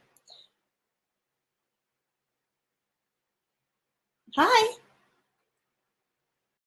Andrew. I love Andrew. So, but I find it interesting. So here's what I see about that. So he serves and serves and serves this in a enormously light way for all this time. And then isn't it interesting that, because he was very worshipped and very much an icon as well, very much like a saint that people pray to and people revere, and you know, you've got the casa in this huge compound and people all over the world. But the icon that is him had to come down too. So then you reveal this darkness, and down he crashes. But I still view him as a servant of God. I really do. Because sometimes we do agree to allow ourselves to be used. I know that as Joan of Arc, I led people into war. I led people to their deaths on a really huge scale. Many people wouldn't have done that if it hadn't been for me saying, hey, you go do that. I never killed anybody, but they did, because I said, go do it. All I'm saying is I can really understand how these energies work. They work together while we're moving density. It's just a matter of establishing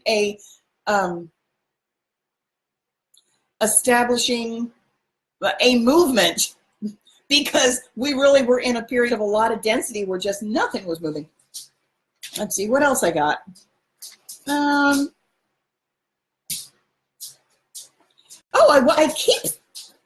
I don't think I'm going to do that today. So tomorrow is, I love you all. I'm so glad to see you. Hi, Dave.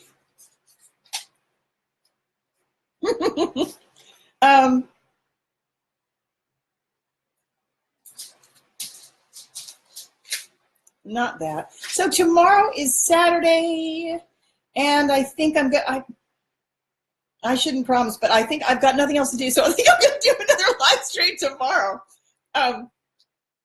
Yeah. I'll do that.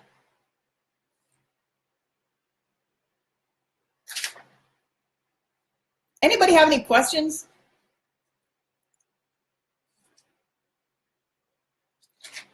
Sometimes I can't read my own notes.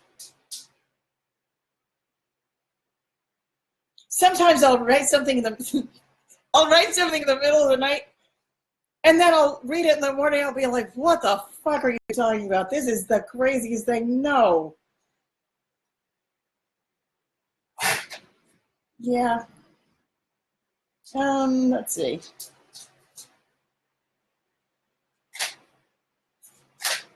Okay. All right. I'm gonna have to make some more sense of this. This is nuts.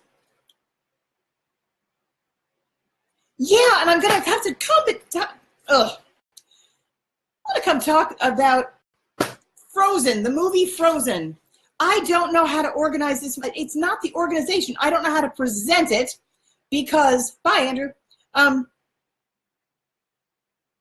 Because I have so much of it to say, and I want to be able to show clips.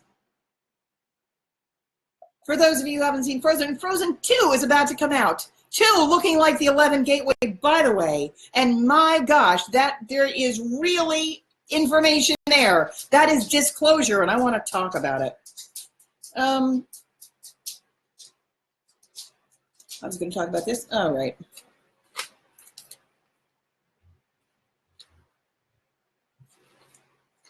Oh, and I was going to talk about issues of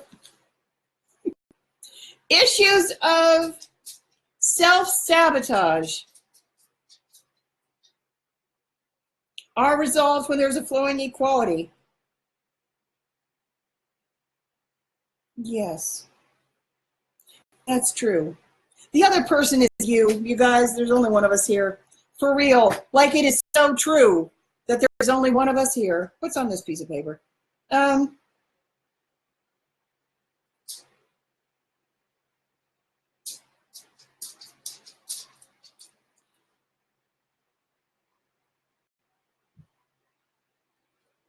I'm going to have to, yeah, okay.